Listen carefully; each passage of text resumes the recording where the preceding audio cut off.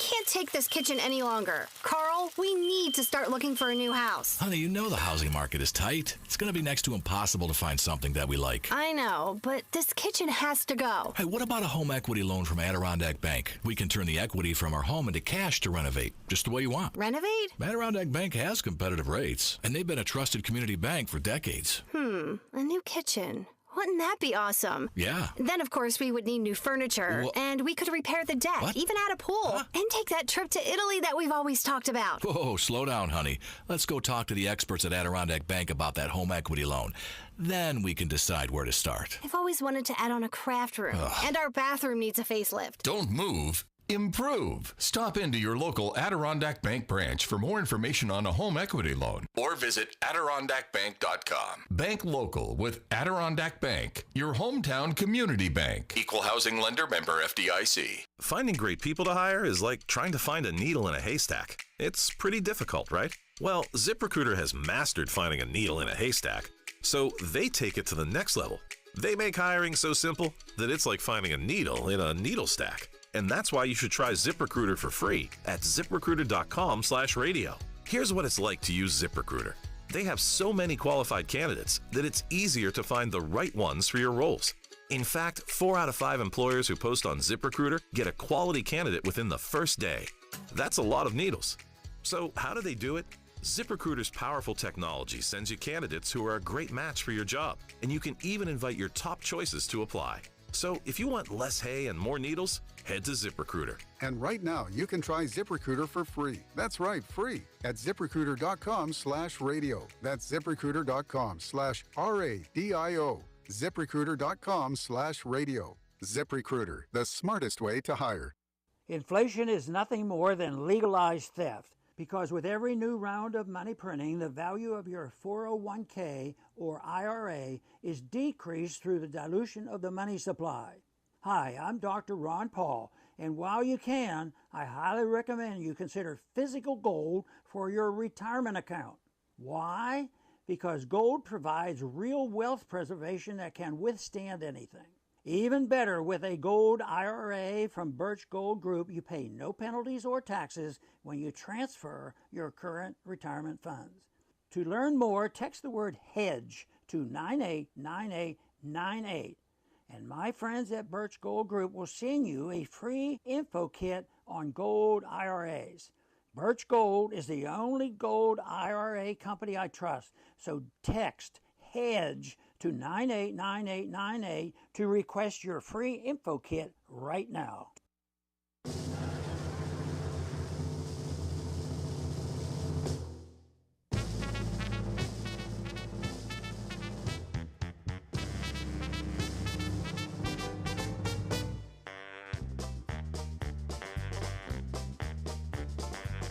It's time to start the program. It's time to earn our pay. It's time to meet the people on the Keeler Show today. It's time to read the news and weather. Time to figure out what to say. It's time to turn the channel of the Keeler Show today. Why do we always listen? Keeler's always in the know. It makes me want to call him and tell him where to go.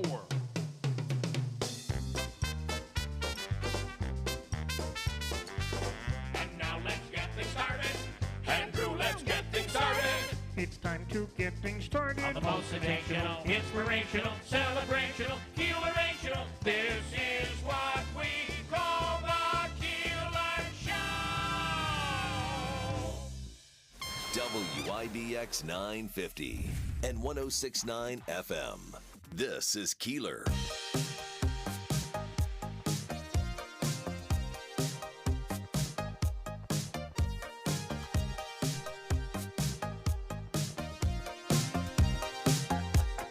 Good morning. Oh, man. Good morning.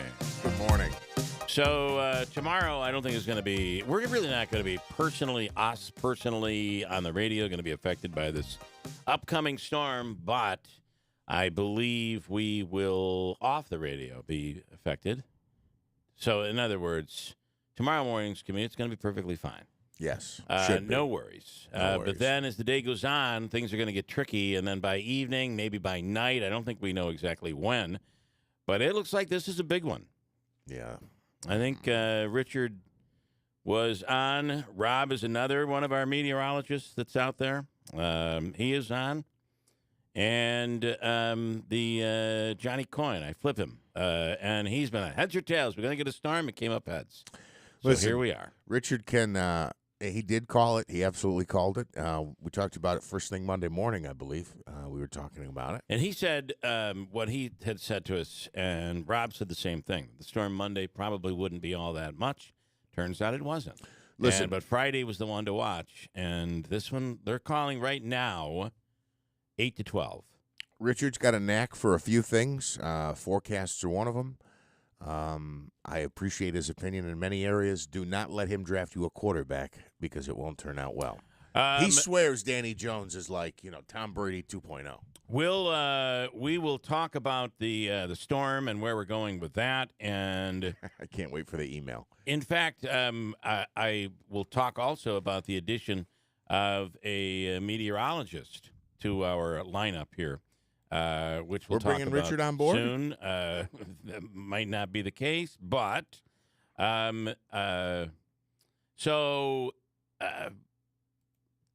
this one I think is going to be a pretty good storm, and hopefully it'll be our last one. But when you think about it, we've had more winter this week than we've had almost all winter long. When you think about it, almost all winter long. I think the big news today. Are you ready? This is huge news. I think it's enormous. I think it's pretty enormous. The post office on Pitcher Street in Utica, you remember when they moved everything out of Utica and everything goes to Syracuse? They're reversing that. I think that's great. Everything's coming back to Utica. I think that's great. I think it's great, too, and it's going to add jobs here. The post office is back from Syracuse. This is what year was it? Do you remember that? I'm gonna guesstimate that it was 4 or 5 years ago, so 17, 18? I think it was like 2013. Was it 10 years ago? Yeah, I think it was like 12 or 13. Oh, wow. Let me see if it's in my story. 2012. It was more than a decade ago? Yeah. Oh, my goodness. So starting next year, I believe it'll be next year, Utica will be back as a U.S. Postal Service sorting and delivery facility. It'll mean more carriers, more jobs to the area, and I think it's going to add close to 60 jobs. But I guess that will mean that your mail will not go. Like you could mail, say you wanted to mail, and sometimes some people like to do it through the post office to make it official, right? I'm not going to drop it off to you. I know you're just down the street across the way. I live in Utica, you live in Utica, but I mail it anyway. But the mail would have to go from Utica to Syracuse and then back to Utica. It just made no sense at all. Right. I mean, we're a large enough metro area between Utica and Rome to not do that. And that's what's happening. They're moving that operation back to Utica. I think that's. I mean, the world could see. Our world could see this was a bad move in the first place. Yeah. And it takes 10 years for them to figure out it's not such a good move. They're calling it a 10-year Delivering for America plan. I don't know if this is all part of the criticism that the Postal Service received during Trump. Remember, there was a lot of stuff going on back then on delivery, and they had a tough time getting employees, et cetera, et cetera. Now, this is a way to try to correct that, I'm told. Yeah, well, didn't he have a name for them? Because he said their budget was a little bloated. He was calling them the Portly Post Office. Is that what Trump was calling? There's always a name, right? Richard, this morning, the storm, he says. Oh, he's right. The storm all depends on temperatures. I see they raised our total to over 12 plus, but I'm still thinking more mixed rain than snow.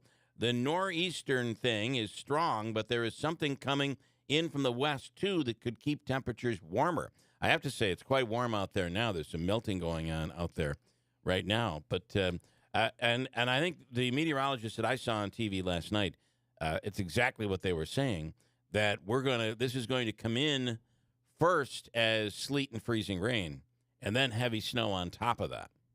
So if that's the case, this could be, depending on how much sleet and freezing rain we get. In fact, they were talking about how the storm totals will vary based on areas. The higher elevations won't get as much of the freezing precipitation as the valleys and the lower elevations. So they may get less snow and more ice and freezing rain. So either way, I don't think it's going to be a fun commute between tomorrow evening and Saturday night, as this thing is going to linger into Saturday through the day. So where is he seeing that they've upgraded it to 12? I still have and above. I still have 6 to 12.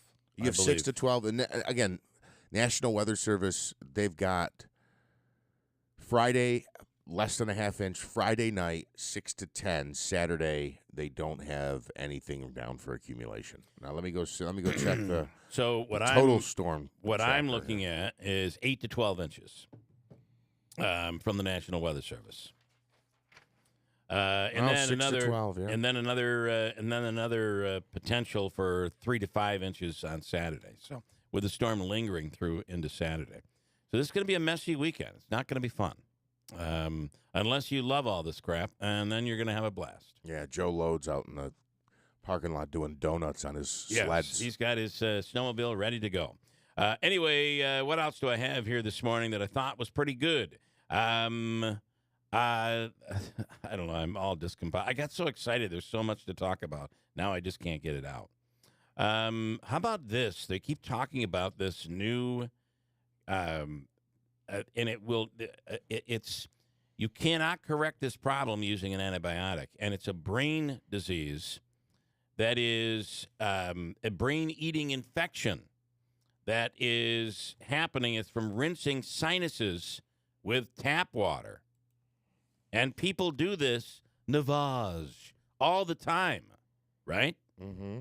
What are you using? Are you using distilled water when you do that, or are you using tap water? A man in South Florida died from a brain infection last month after using tap water to fix his sinuses. He's not been named, but he was identified as a resident of Charlotte County. Died on the 20th, 3 days before the county health department issued a public alert about the infection. Be careful out there. A case involving the man, a microscopic single-celled living amoeba, is out there, and it travels through some systems, tap water. So you got to be careful. Listen, I heard about this was years ago. This was well before we were flooded with the Novage commercials. That if you do this. What do they call it? I forget what they actually call it. I mean, Novage is a product, but it's essentially a nasal flush. Yeah, you're flushing up the nasal in a neti pot. That somebody had. You got to be careful with a neti pot because someone died, right? It was like these 1 in a million cases where someone I think died that's from, probably true, right? From a brain-eating amoeba. Yeah. And then this Novage came out, and it was basically saying it was better than a neti pot. But all I could think about was that story with you have to be careful with the neti pot because you can get a brain-eating amoeba. So now they're saying you can. It happens again. It depends on the source of your water. Well, in this case, it was Florida. So you probably should use distilled water for something like that, is what they're saying. Let me change gears. Yesterday, the Murdaugh trial was in the realm of closing arguments. Man, this thing is really quite a trial. We'll talk about that later. The other big thing that you could have seen a little bit of was Merrick Garland in the hot seat with his testimony before the new Congress. Tanya J. Powers was on that one and is on now. Good morning, Tanya. Hey, good morning. So this was quite heated at times. Yeah, it got a little bit contentious. I mean, the whole thing lasted about 4 hours, give or take a few minutes, and there were quite a few senators to get through for the questions. And if you've ever watched one of these oversight hearings, there's a lot of senatorial talking. to put it that way. Could I insert instead of the word talking, theatrics on both sides? You can say that. Yeah. I'm not going to classify it as that, but you can make that decision. Right. It tends to be a lot of I'm going to talk about this subject for a little bit because I want to say things and get them out there in the public sphere and have them in the media. And then I'm going to ask you a question that may or may not be related to what I'm talking about. Right, and it's the funniest thing because sometimes they run out of time for their questions. It's like I yield back to the. They do, and then when that happens, and the person who they're grilling tries to answer, they're like, just yes or no, and they kind of like bite their head off because they don't want them to expound on whatever they're saying because they want all the time that they can have to talk. So it's kind of a lot of times these oversight hearings are not really about finding out oversight. They're more for another political reason. Yesterday there was a whole range of topics. There was everything from FBI investigations to if you were playing the home game and you had fentanyl for a word that would be mentioned a lot, you would have definitely been correct on that. If you thought that this was going to be a big topic, it definitely was. Matter of fact, he gave one of the statistics about what the DOJ is doing to combat threats and violent crime and seizing illegal guns and drugs. He said last year the DEA and its partners seized enough fentanyl-laced pills and powder to kill every single American, which that is a stat that just really stuck out to me. We know it's a bad situation. I think a lot of us probably didn't know it was quite to that extent. He talked about the Mexican cartels and how he has even sat down with some of the officials in Mexico to talk about what they can partner together and do to stop the flow of fentanyl and stuff like that coming into the U.S.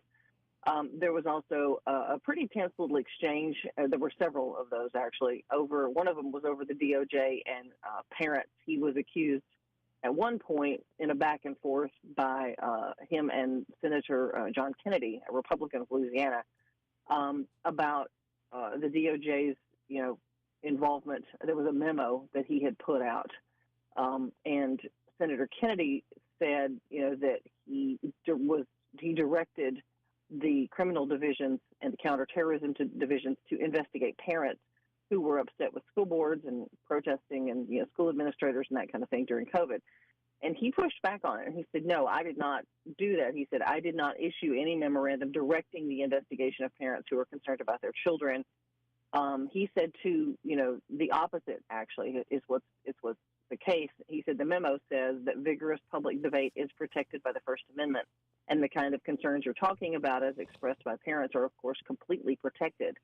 And so this was not the only time he had to push back on the characterization of that memo being something different from what he said it actually says. And I said he talked about.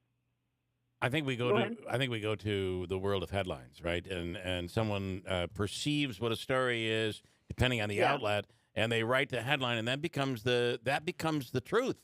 And if you really dig into the memo in this case, it may not very well have been the truth at all. So we live in a unique world with that. I know you're out of time, Tanya. So, Tanya, as always, we appreciate your time. Have a wonderful day. Sure, thank you. Tanya J. Powers from Fox News. We were talking a little bit about this yesterday, right? It's like, what's the headline say? And then you go in and read deeper into the story, and you realize, I got fooled by that headline. And absolutely. It happens everywhere today. It does. It is, except I got to tell you, in our stories, you and me, it's us. I know. Because I hate that crap. I hate it when I click on something and it is not what I thought it was. And the other part is I hate it when both sides of the story aren't in there. You got to tell all sides of a story to make it a fair story. And, that's why we exist. Others would disagree, Jeff, but that's how I see it. Mm-hmm. I'm with you. This is something we haven't gotten into, but I guess I'll crack the egg. I'll crack the first egg here now. Did you see the story about Fox and them covering up whether it was an authentic election result when Trump lost or not? So these are from messages. It's a part of this lawsuit. Yes, from the makers of the voting machines. And I at this moment, the name of the election group, I can look it up here. Anyway, Anyway, yes. There was a lawsuit, and because of the lawsuit, some internal conversations and, in fact, some text messages have been revealed in that lawsuit, and it involves personalities on Fox News like Tucker, Hannity, and on. And it basically outlines the fact that they knew the election was not stolen, but they kept beating that drum because they knew that's what the audience felt at that time. Yeah. You had things like, I guess Hannity was deposed and said, at no point did I ever think that any of this was true. He was beating the drum 3 to 6 here every day, whatever time he's on at night, 8 to 9 or 9 to 10 or 7 to 8, whatever time he's on. It's just incredibly disappointing. I know a lot of people are going to be like, oh, you didn't know Fox was in the tank for this one or Fox was in the tank for that one. Unfortunately, we live in a world now that whatever network you're watching almost, they're leaning one side or the other. You kind of have to accept that and filter that out. But just outright, flat out, they didn't believe that the election was stolen, but they were beating that drum every day. And I do think, well, it contributed to what ultimately happened. It's disappointing but it happens on all. It happens. It does on all networks. I feel like they take. Well, this one is a little different because here it isn't true, yet you're still promoting it because you're getting pressure. Like for somebody like Hannity, who has a direct line to President Trump, he continued with that narrative when he knew it wasn't true and he didn't believe it. So that's a little bit different. But I do think that oftentimes what I think happened at CNN, and this became a real problem during Trump, is they felt like they were saving the country from Trump, and they became the jury, and they would form their own conclusions, and then they would give the story, and that's just not journalism. And I do know that the new head of CNN is trying to clean that up. But I don't know. A lot of damage has been done. Do we trust anyone anymore? Meanwhile, all of this is going on. And last night on Hannity, Kellyanne Conway was on saying, just think about the media outlets who have lied to you. I think maybe she's saying, they did it at Fox, but everybody else has done it as well. I don't know. But she was on Hannity saying that last night. Yeah, it's odd. So Dominion is the name of the company. Dominion Voting Systems. And again, and it's fair, and it's absolutely true. We have kind of touched on this before. CNN. I mean, how many nights, how many headlines? They got him. This is it. They got him. This is going to prove that Trump was in the bag for this country, or he was colluding with this one. Didn't happen. It was never proven. It was never in the bag. It was never. It just wears you out. It's the beating the same drum every day. Every day. And I know at times it's driven me nuts because you're like waiting for the other shoe to drop. I think we're going through this a bit now with Hunter Biden. I think there's a real strong case to be made that there was, at a minimum, impropriety there, but it's just beat the drum. Does the other shoe ever drop? That's what I want to know. And the shoe could have dropped when President Trump was in office and William Barr was at the helm. That's when this very well could have happened, but it didn't. A couple of comments. Did the sinus guy use water from the Ohio train derailment well water? Very good question, Wayne. Very good question. You may be right. It's possible. Mike this morning and yesterday, let's see, I figured it out. Palmieri is going to be the new postmaster of the Utica Post Office. Yeah. And yesterday he was bragging how he's always out on the streets. What's he doing out there? He's delivering mail. Maybe that's his new, maybe that is it. I have a couple of non-political stories that I think are really big. This one not so big. Yoko Ono now lives in upstate New York. Really? In a place called Franklin. It's in the Catskills. It's an actual big farm that John Lennon and Yoko had purchased. My guess is John Lennon purchased it back in the day. They had a whole bunch of cows, and they had people operating them. They'd spend time up there, but for the most part, they were at the Dakota in New York City. That's where they lived. But when COVID hit, Yoko moved out of New York City and, kept the place at the Dakota. How does that go again, Davey? Huh? How does that go again? So she can redo that bumper. Yeah, that's Yoko. She's now living in upstate New York. I just thought that was kind of interesting. Cazenovia College is about to close. Do you know what we're looking at the possibility of it becoming? Davey? Another New York State Police Department training facility. There's already one in Albany, and they want one up this way. A state police academy. It's being looked at. Look, I think it's not a bad idea, but I will say this. It's similar to, I always tell the story about when I grew up. In East Utica, we had 8 baseball teams. North Utica had 8. South Utica had 8. And West Utica had 8. Right now, there's only like 4 teams in the whole city. Yeah. How many police officers or possible police officers are coming in? Aren't they having – we saw this with the sheriff's office trying to recruit. They need a second academy? Are they going to be able to fill the first academy is my question. Well, being a state trooper is a pretty good job. It absolutely is. But, I mean, there's no question that fewer people, at least from what we've heard, seem to be interested in law enforcement in this climate we live in today. Although I guess I haven't heard that story when it comes to state police, right? Maybe. We've heard about a lot of shortages out there, but you're not, and maybe there are. Maybe state police has been having the same problem.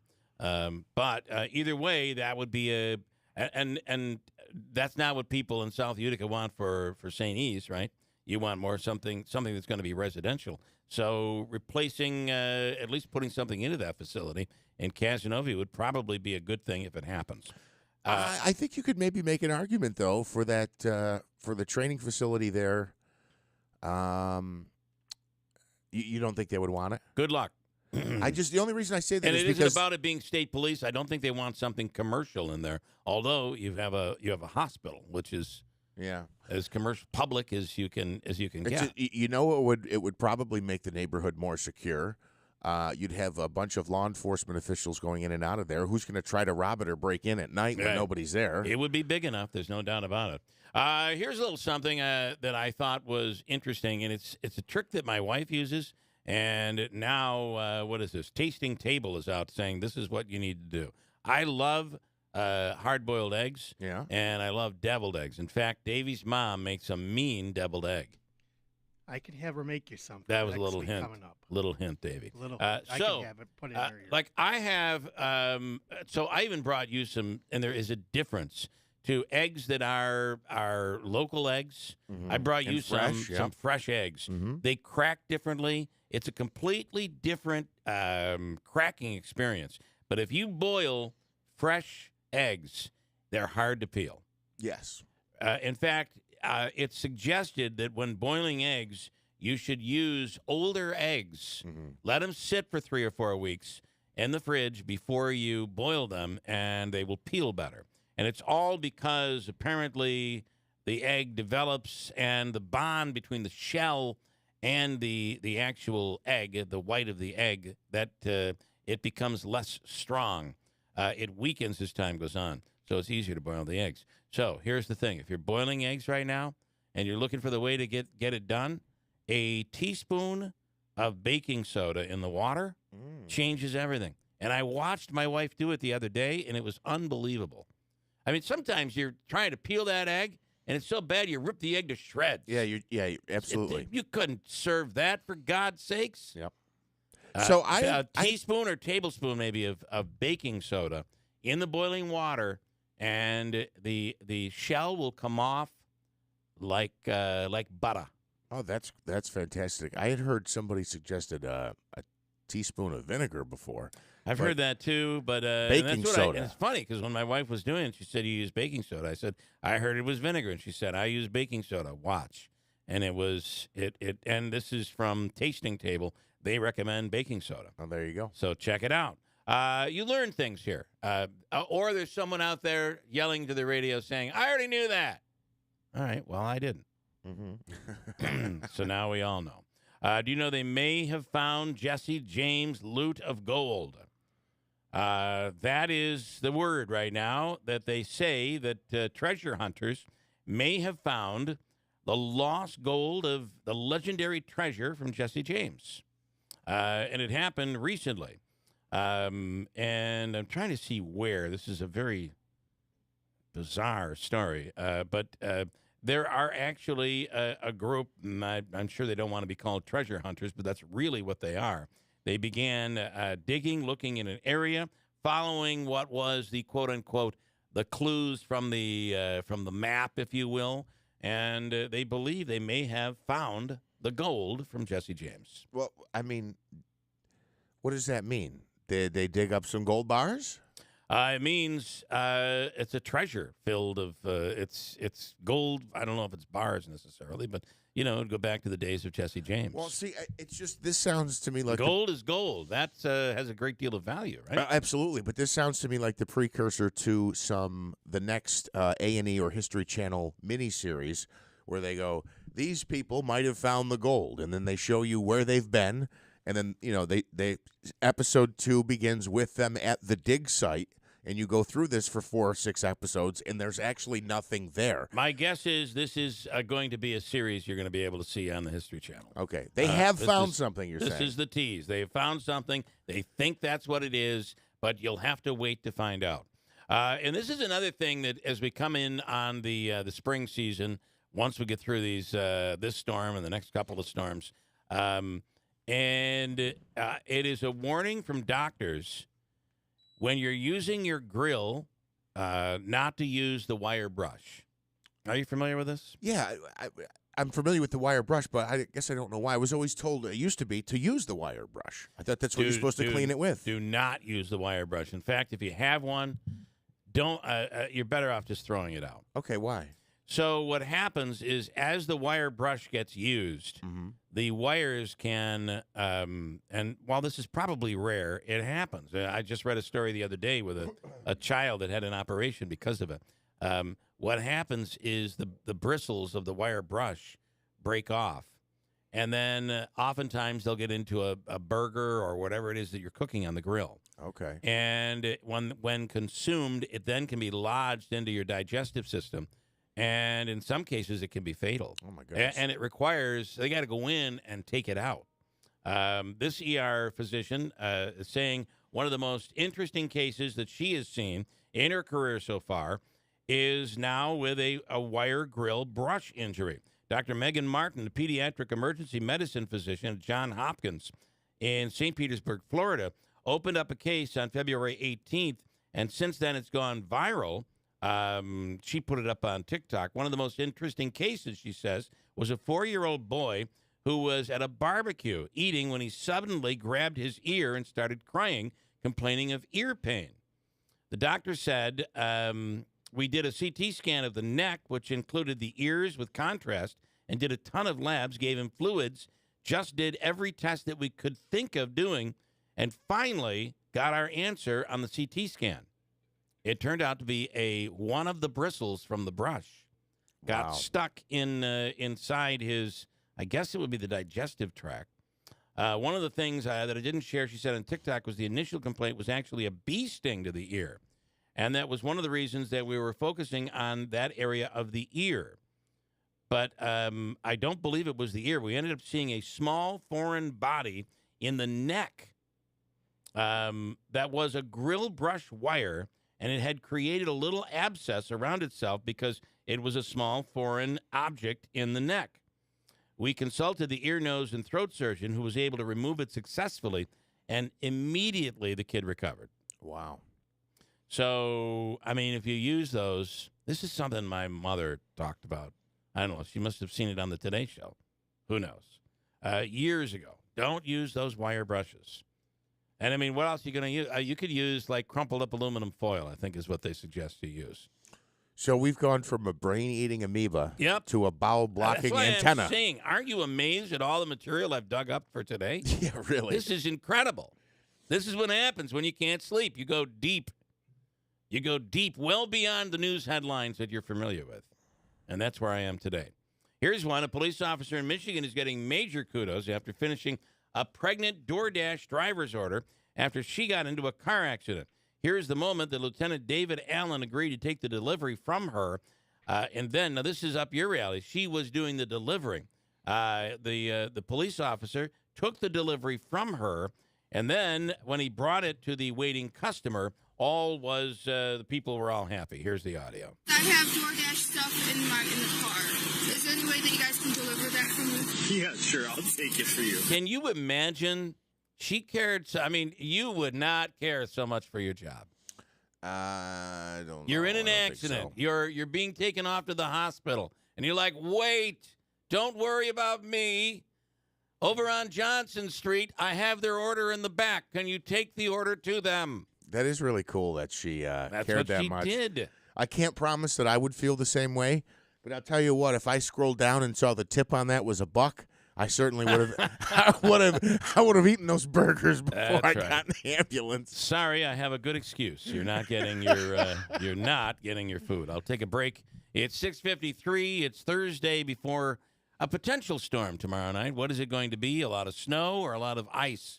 I guess at this point, it all depends on temperature, and we're not completely sure right now. It's 6:54 WIBX. At AmeriQ Credit Union, we believe real connections matter, today more than ever. Whether it's connecting you to the right solutions to achieve your goals, new technology to make banking easier, or a real person to help you succeed, we'll be here. In person, online, or anywhere in between, creating meaningful connections that make you feel like you belong. AmeriQ and you. Let's connect. Membership restrictions apply. Federally insured by NCUA. I'm Martin Hoke, the inventor of Navage Nasal Care, and I love Navage. I've told you about how your nose is the body's air filter, that Navage's powered suction will help flush out allergens, viruses, mucus, and germs, and that Navage will help you breathe better. But what do other people say about Navage? Like Tara, quote, "My doctor wanted me to do saline rinses for my allergies, but I've never been able to successfully use a neti pot. Navage uses suction power, so it's foolproof. There are nights when I'll have particularly bothersome allergies. I'll bust it out, and the results are immediate. It's such a relief. It's become a lifesaver," unquote. She's one of over 100,000 online reviews praising Navage, the all-natural solution trusted by over 3 million people to help you breathe better, sleep deeper, snore less, and stay healthier without drugs. Navage is available at Walmart, CVS, Walgreens, Target, Rite Aid, and online. Navage, Navage, clean nose, healthy life. Do you have an invention idea but don't know what to do next? Call InventHelp now for free information on how to get started today. InventHelp provides invention services that help everyday inventors get started with their idea. We have representatives nationwide who will explain the InventHelp process step by step. Over 10,000 patents have been secured through InventHelp's patent referral services. Our services include professional materials needed to showcase your invention, and 3D animation and prototype modeling that help you demonstrate your idea. Get down to the details of your idea with a technical drawing. The InventHelp Data Bank includes thousands of companies who have agreed to review new ideas. We've been helping inventors since 1984. Let's help you next. Take advantage of the opportunity to get started today. Call 1-800-217-4380. That's 1-800-217-4380. Again, 1-800-217-4380. WIBX 950 and 106.9 FM. This is Keeler.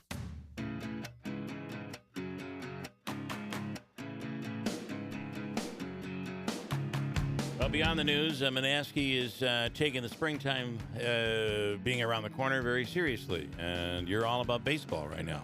Yeah, I certainly am. I am 2 days into the umpiring course, and if I tried to tell you the official name of it, I'd fail miserably at it. But yeah, I'm having a good time with it. I will tell you this: the reason I hadn't done this previously, we have Sal on every year, right? And he tells us about the course, and they recruit, and they try to get more people in. And I haven't done it. And part of the reason is my biggest fear is that there's going to be some horrible confrontation with a parent, or I'm going to blow a game, like a big game, an important game, right? A bad call. Jeff reminds me of Leslie Nielsen of Police Academy. Strike, let me pat you down for. Yeah, I think you're right. I think it's going to be wild. I think I'm going to go to his first game. I think this is going to be exciting. Yeah, well, I don't need the extra pressure, but thank you. But it'd be great if you guys came. So, but now the more you get into this, I mean, it's youth baseball, okay? But when I say it's serious stuff, there's a lot of stuff to learn. There's a lot positioning, footwork, the rules. There's rules that I've already learned that I never knew existed in baseball. You know, a catch needs to be voluntary. So what I mean by that is, say there's a hotline drive and I've got my uniform on, and maybe I got one of the buttons isn't buttoned, and the ball somehow goes into the jersey, right? Are you saying that's not a catch? It's not a catch. It's funny. I was watching the preseason game the other day, and Mets and Nationals, and the throw was to first base, and he was kind of bobbling the ball a little bit, and I'm still in football mode, and I'm like, that's not a catch. That's not a catch. And I'm like, oh, wait a minute. This is baseball. Yes, it is. That's he's out. Yeah. It's so different how different baseball is with that, but I never realized you needed to be attempting to catch. Yeah, it can't be like the ball. Again, you can't use a hat, right? You might see that in a movie. Somebody makes, some crazy catch with a hat. That's not a catch. There's just a lot. And guess what? I mean, it blew my mind. I get this rule book, and you know how many rules are in the rule book? Go ahead, guess. 200? 10. There's only 10 rules. But there's articles. There's article, 16 dot this dot, so maybe there are over 200 rules. So it's all but it's actually broken down into just essentially 10 categories. Yeah. And of the 10 categories, there are some that we don't even really worry about. We're not measuring the field when we get there.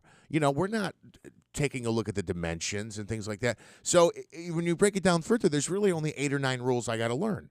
But then there are all the subsections addendums to the rules. Yeah. Right. So it's very interesting.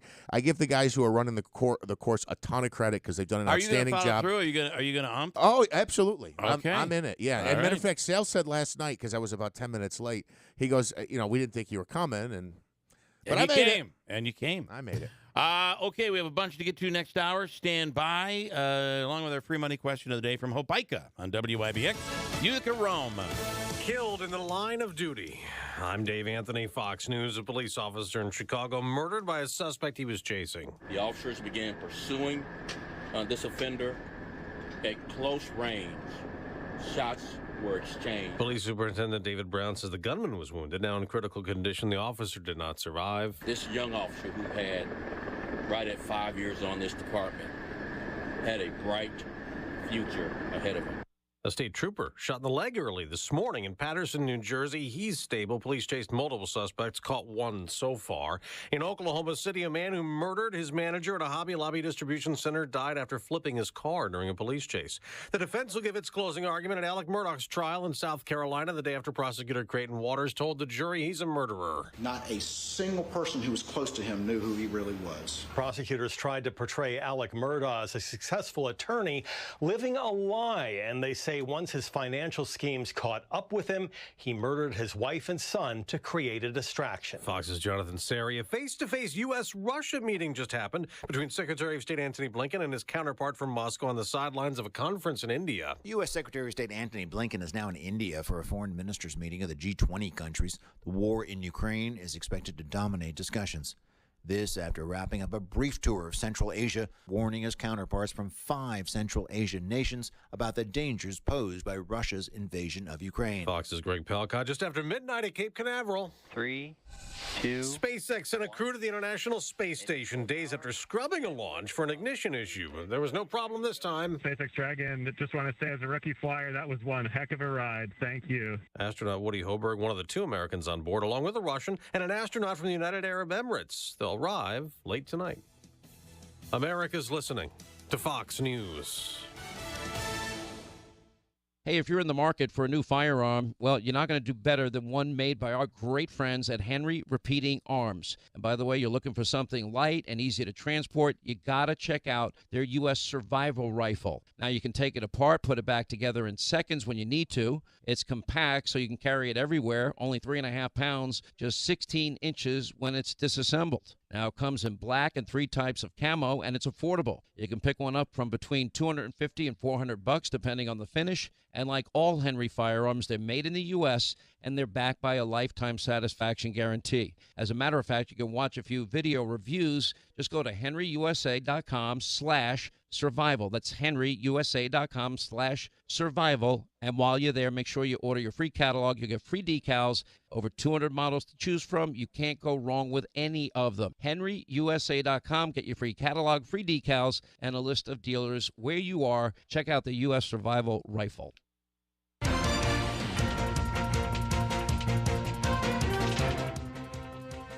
Some light rain outside and above freezing. We are at 34 degrees. We've been there all night. A snowstorm expected to hit the region Friday night into Saturday.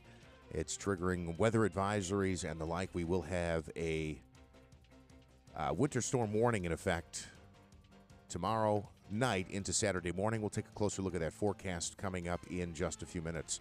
The New Hartford Central School District adopting a strategic plan that outlines the district's goals for the next 5 years. That newly adopted roadmap is designed to serve as a guide for the Board of Education as they work to align the priorities identified by the district's stakeholders.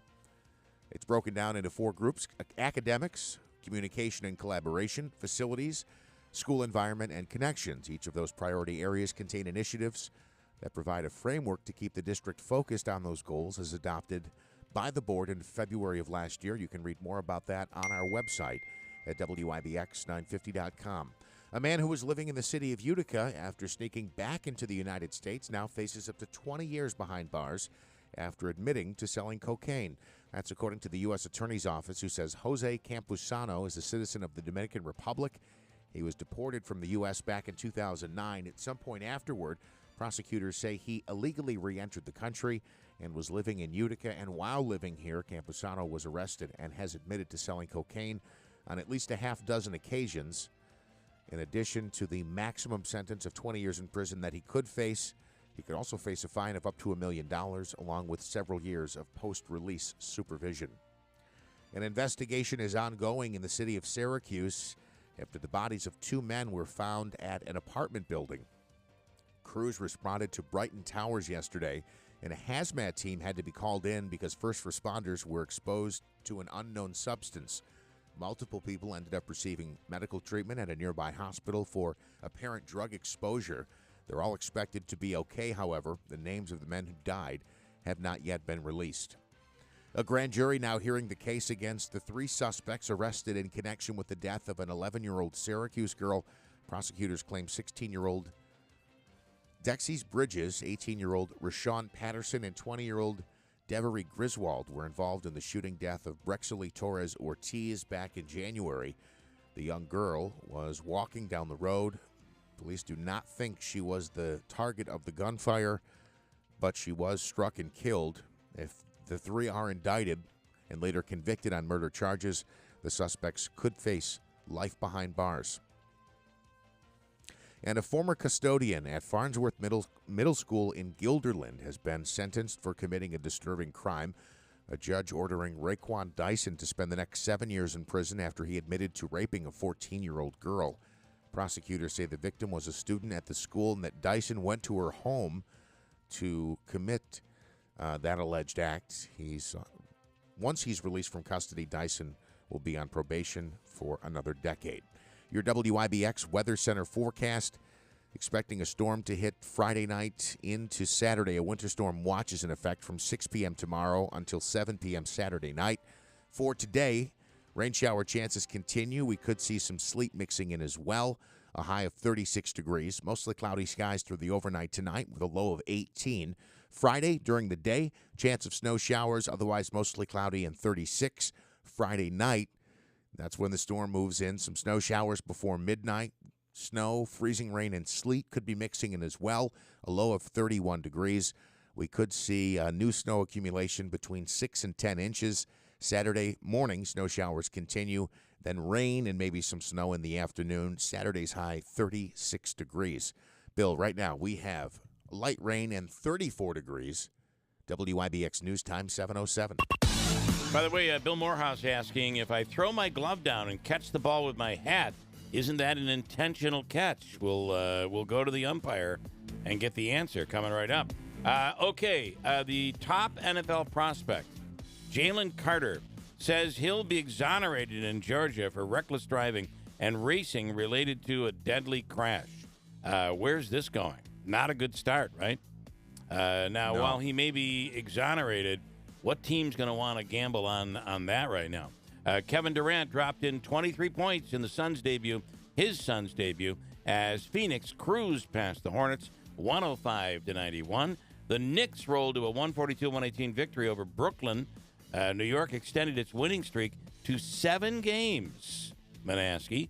7 games. And the Knicks are 10 games over 500. I'm actually excited about the Knicks. They're up to 5th place in the division, and I'm actually excited for some Knicks basketball. In the NHL, the Rangers got an overtime goal from one of their new additions during a 3-2 win over the Flyers in Philadelphia. The Devils' offense exploded with a win. They extended their winning streak to 3 games after taking down Colorado 7-5 in Denver. And one more, we'll talk about what's happening this weekend at the Adirondack Bank Center. Friday night, the Comets are home, and they're home on Sunday afternoon. Saturday night at the Adirondack Bank Center, it's the UCHC Championship game. Tickets are available online right now, and it's the Pioneers hosting Nazareth for the UCHC Championship. This is the last time that the Pioneers will not be playing in a win-or-go-home scenario. Most likely they'll still make it to the NCAA tournament no matter what happens this weekend, but they certainly want to win the UCHC, and they are currently the number 1 seed in the country, the top-ranked NCAA Division III team in the country. The women will be playing at Nazareth for the UCHC Championship, and that is sports from the IBEW Local 43 Sports Desk. So the answer from Morehouse's question, if I throw my glove and down on the ground and catch the ball, or my hat, catch the ball, isn't that intentional? It would be intentional, but I'm going to give you you got to go eye level. I'm going to go with the safe sign there. That is not a legal catch. And okay. I'll have to ask Sal, and Sal, if you're listening, please call or text in the correct answer. I believe it might be a dead ball, and the batter would then be awarded the base that they are heading to. If I throw my glove down and catch the ball with my hat, isn't that an intentional catch? It is intentional. It is intentional. But so he's thrown the glove down, not the hat. So he catches I think that's a catch if he catches it with his hat. You cannot use a piece of your equipment, and that's what it's considered, to make the catch. I don't know if you can see on YouTube, but I'm now kicking dirt at Maskey. Just for the record. Oh, you better clean this up. Matter of fact, you're out of here. Get out of here. Good. I'm taking going over. Coming up this hour, we'll get into our free money question of the day. Are we as Americans workaholics? We'll get into that coming up this hour. Mohawk Valley Crime Stoppers Wanted Person of the Week. We'll do that. And Hobica's free money question of the day. It's coming up here on Thursday morning. Can I just one more? We have an update to the mayor's interview yesterday. I was correct on something the mayor said I was not correct on. We'll talk more about it. We'll get into it. Coming up at WIBX. 28 years ago, Lori Potasowicz had a dream. With a natural love for pets, she wanted to become an expert groomer. So she set out to become the area's only nationally certified master groomer and launched her business, one paw at a time. With grooming expertise and a lot of loving care, Lori and her talented team began caring for pets one paw at a time. Cuts, shampoos, and styling, one paw at a time. Teeth and nails with no detail overlooked from head to toe, one paw at a time. Getting to know each and every dog and cat by name, the one paw at a time family grew, and Lori had a decision to make. Keep expanding? She followed her heart and decided to keep the one paw family atmosphere just the way it is, so she can keep taking care of the pets she knows and loves, one paw at a time. Lori and her team want to thank the families they serve for putting their trust in them to care for their four-legged family members, one paw at a time. 320 Oriskany Boulevard in Whitesboro near Woods Road. One Paw appreciates your understanding for their current waiting list for new customers. I can't take this kitchen any longer. Carl, we need to start looking for a new house. Honey, you know the housing market is tight. It's going to be next to impossible to find something that we like. I know, but this kitchen has to go. Hey, what about a home equity loan from Adirondack Bank? We can turn the equity from our home into cash to renovate, just the way you want. Renovate? Adirondack Bank has competitive rates, and they've been a trusted community bank for decades. A new kitchen.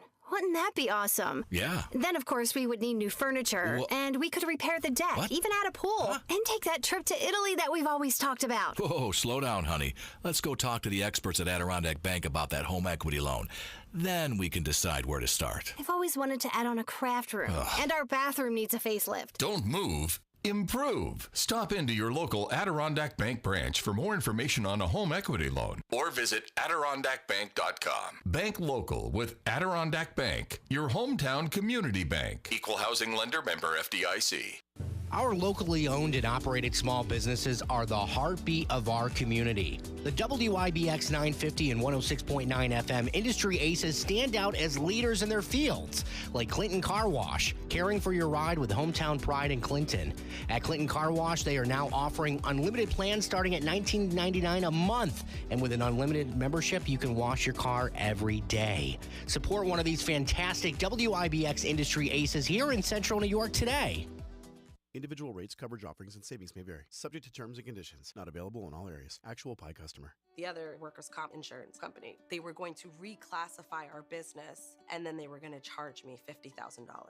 Meet Natalie, owner of the carpentry shop. Shocked by an unexpected bill, she knew it was time to switch her workers' comp provider. That's when she found Pi Insurance. When we got the quote back from Pi, it was a sigh of relief. They put us in a policy where we fit. Is your small business overpaying for workers' comp insurance? See how much you could save at ineedpi.com. Plus, when you sign up for pay-as-you-go billing, your premium is based on your actual payroll, not an estimate. So your workers' comp audit experience is simplified. I'm grateful that there's a company out there that's willing to insure us little guys because every dollar counts. With Pi Insurance, you get pricing and coverage made for small businesses. What are you waiting for? Ask your agent for Pi or get a quote in 3 minutes at ineedpi.com. That's ineedpie.com. Paid for by Altimetry Research. Despite Joe Biden's age, raging inflation, and his dismal 45% approval level, one Pentagon consultant believes Biden could become one of the most powerful presidents in history. How is this all possible? Well, it's almost entirely because of a surprising July 25th twist that hardly anyone's talking about right now. A powerful new economic force is quietly building behind Joe Biden, and Biden can harness this force's inevitable wave, carrying him to a landslide re-election win. The good news is, this powerful new force can help you make a lot of money, even in a bear market. The bad news is, this July 25th twist is also likely to make Biden and the progressives more powerful than ever, meaning much bigger government, and it's going to be harder than ever to hold on to any money you make. After being asked to speak at the Pentagon recently in Washington, D.C., this insider put together an analysis of this situation, which details everything you need to know. You can access his full brand new analysis free of charge by visiting BidenElection100.com. BidenElection100.com. Hey, the Falcon Clinic in Washington Mills is accepting new patients. The Falcon Clinic is the area's premier osteopathic medical clinic, and they're accepting new patients right now. And coming soon, my wife has forced me to go, and they say they have ways to treat my, well, we'll just call it sleeplessness. You know, I might wake up in the middle of the night and be in the midst of a night terror. Imagine what that looks like. But I'm going there to the Falcon Clinic, and it's one of the things that they treat. If you're having sleep issues, fatigue, pain, ADHD, other issues that you've been unable to cure, you're looking for a family physician, a new family doctor. The Falcon Clinic is the answer. Dr. Shemolinsky, Dr. Zielinski, now taking on new patients. Is someone in your family considering medical marijuana? This might be an option for pain without the addictive side effects of opioids. Call today. Visit them online, the Falcon Clinic in Washington Mills. Have you been tested for hepatitis C? It is prevalent, especially in baby boomers, and today it is 100% curable. Dr. Shemolinsky is Hep C certified.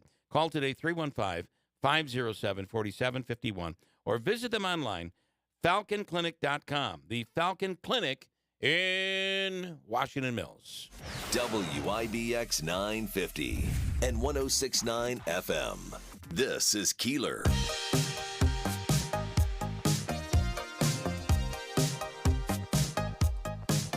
Okay, ton of little things that we have to kind of button up on. Let's start with Bill Morehouse, who's asked Manansky the question, if I throw my glove down and catch the ball with my hat, that's an intentional catch. That should be considered a catch.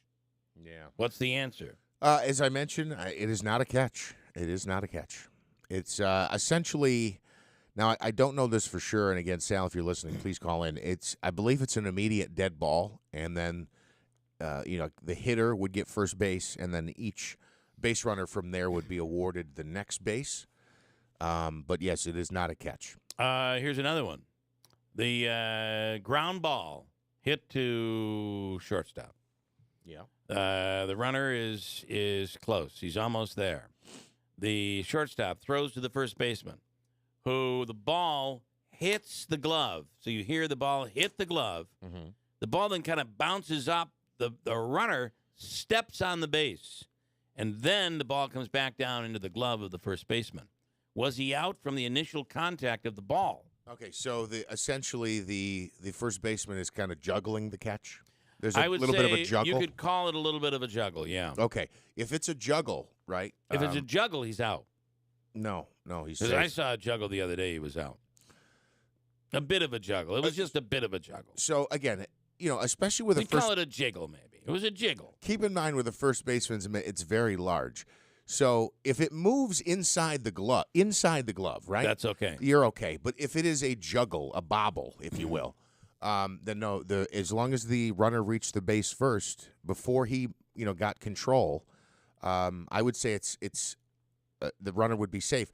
Now, but keep in mind though, right? We kind of become spoiled, and please, parents listening, please. My response to you would be like, come on, Ump, this is T-ball. What are you doing?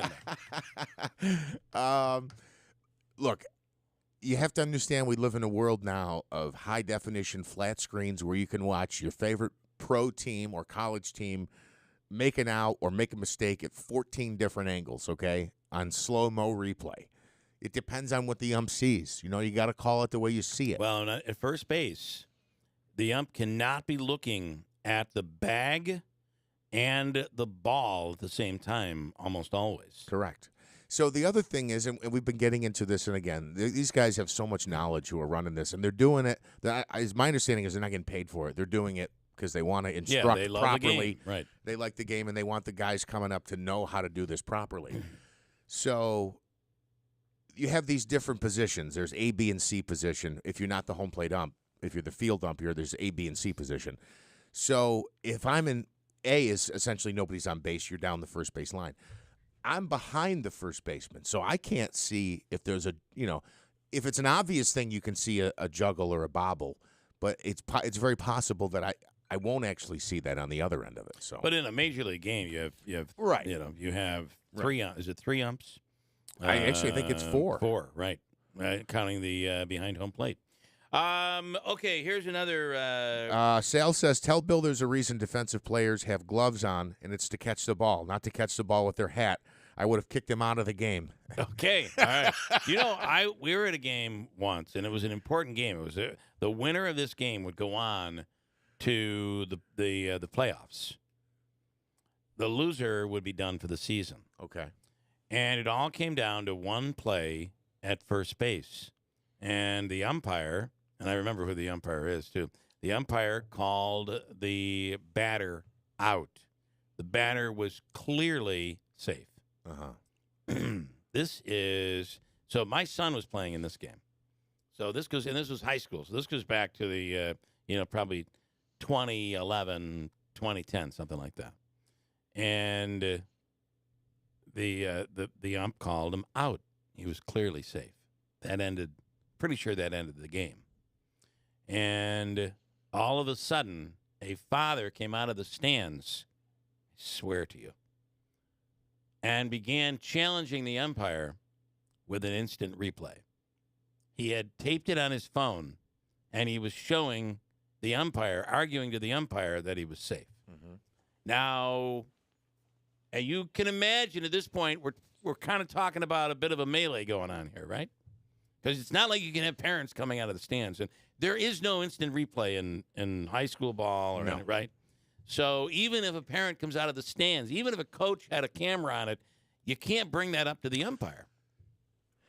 And in this case, hang on. In this case, stop you, it was done. He refused to look at it. He was clearly safe by, as I would say, a mile, but clearly a step. By the time he was actually crossing the base by the time the ball got to first base. Sal, 315-736-0186. I need your help here. So the parent comes out of the stands, shows the video, and it's clear on the video.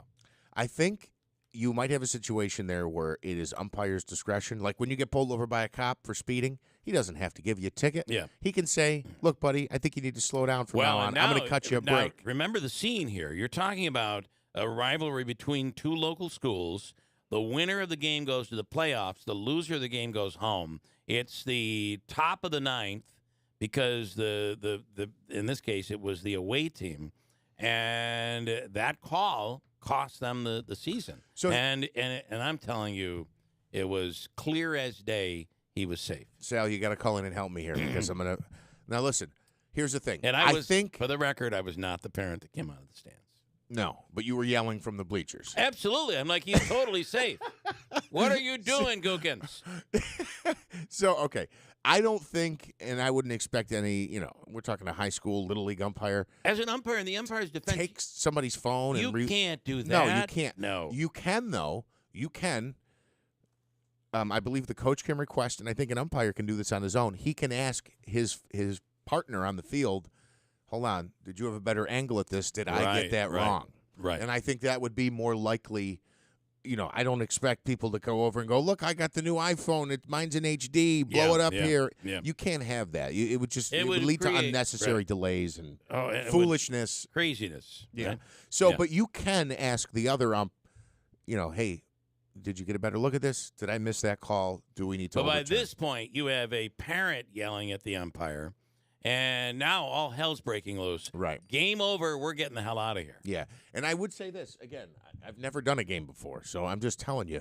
I think when you have a situation where all heck is breaking loose out there, you're not going to get this conference of, did we get that wrong? Do we need to correct this? It's going to be sprint for your Chevy. That's right. Let's get out of here. Right?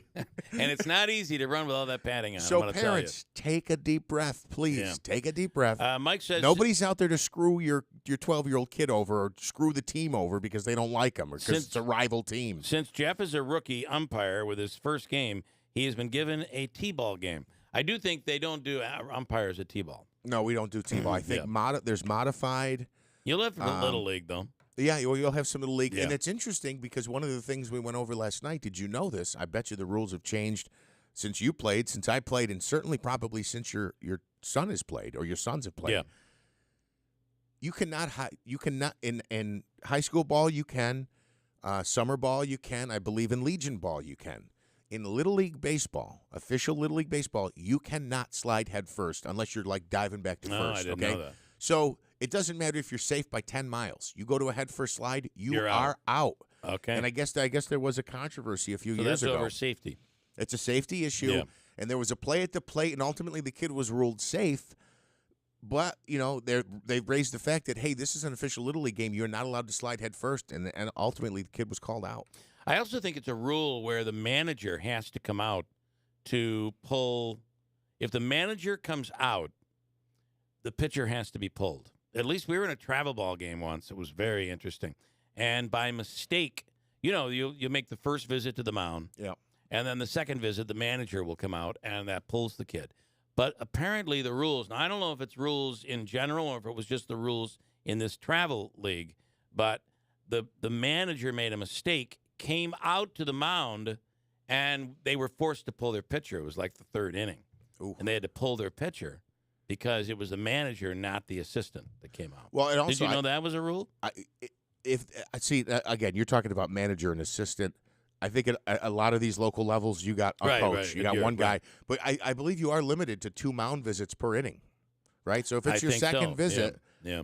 regardless if it was an accident on purpose, kid's got to come out. And maybe it was the second visit. Maybe that's what it was. Maybe it was the second visit, and he didn't realize it was the second visit, and they had to come. Parents were like fuming. What is wrong with you, coach? My kid was going to come back from this.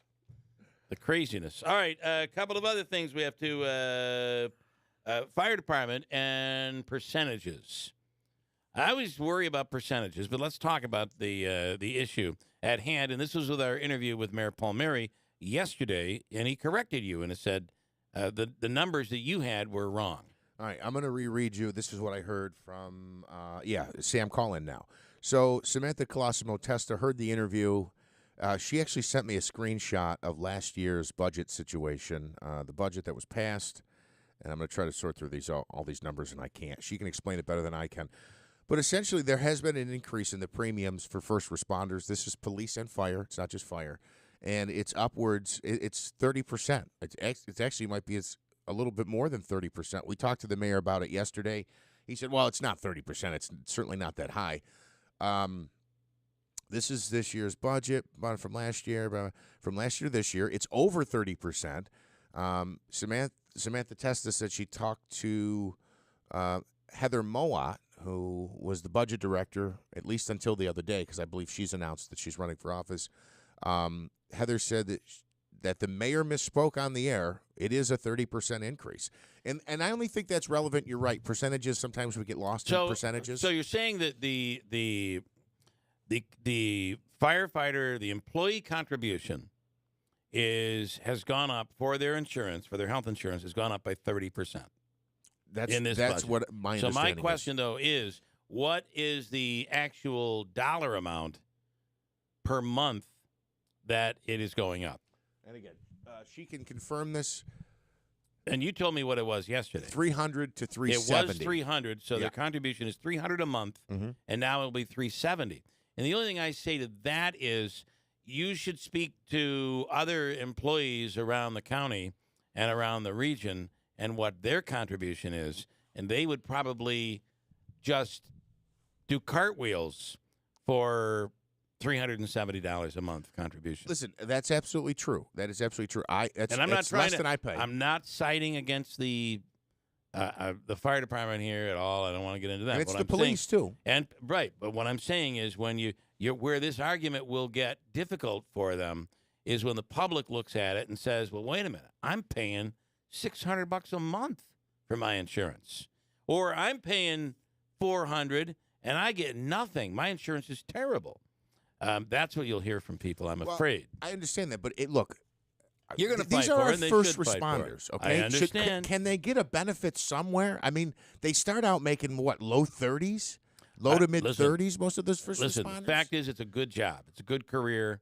It is a solid job, but they do put their lives on the line. There's no doubt about it. Right. Again, I'm not coming out against them, but I'm saying the average taxpayer in Utica is going to look at it and say, "Well, yes, I think we should be taking care of them. I just want you to know, 370 is a pretty good good rate. It's less than I pay, and I'm sure that my copay and my and you probably don't have great insurance. I don't. No, I don't. But I'm just saying. Actually, we talked about it. You don't. No, I don't. It's through here. I don't know. Of course you don't. So I'm just saying, they got to get.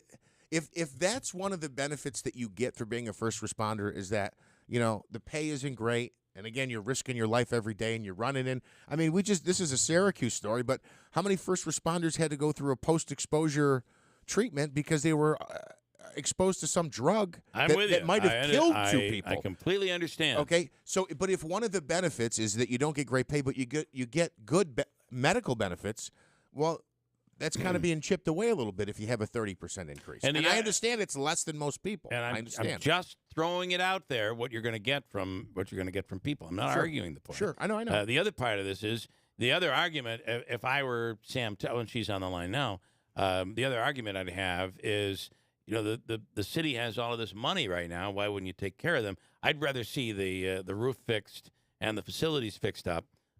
Because sooner or later, all this extra money is going to be gone, and we're going to be back to where we were prior to COVID. Now, one more thing before we get to Sam, and maybe she can correct this if I'm wrong, or if this is wrong, a comment coming in, didn't first responders used to have free medical? Well, most people did have free medical, right? If you did pay in, your contribution was small. But that has all changed terribly. Sam Testa on the line right now. Good morning, Samantha.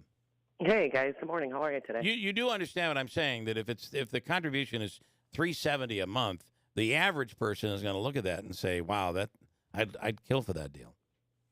Well, I think that healthcare to me is the most important component of any person's job. Sure. Yeah. Right. Especially if you have a sick child or you're sick yourself. I don't think that. Unfortunately, in America, we have to deal with the fact that you have to worry about whether or not you have health insurance to provide for your family in an instance where you need it, and it's a terrible thing to even have to discuss, especially when it comes to somebody's health. Who has the better plan? You as a teacher or your husband as a firefighter? I think that my husband's been on the job for 18 years. Yeah. So I think that if I was to start my career 18 years ago, it would be about the same. Okay.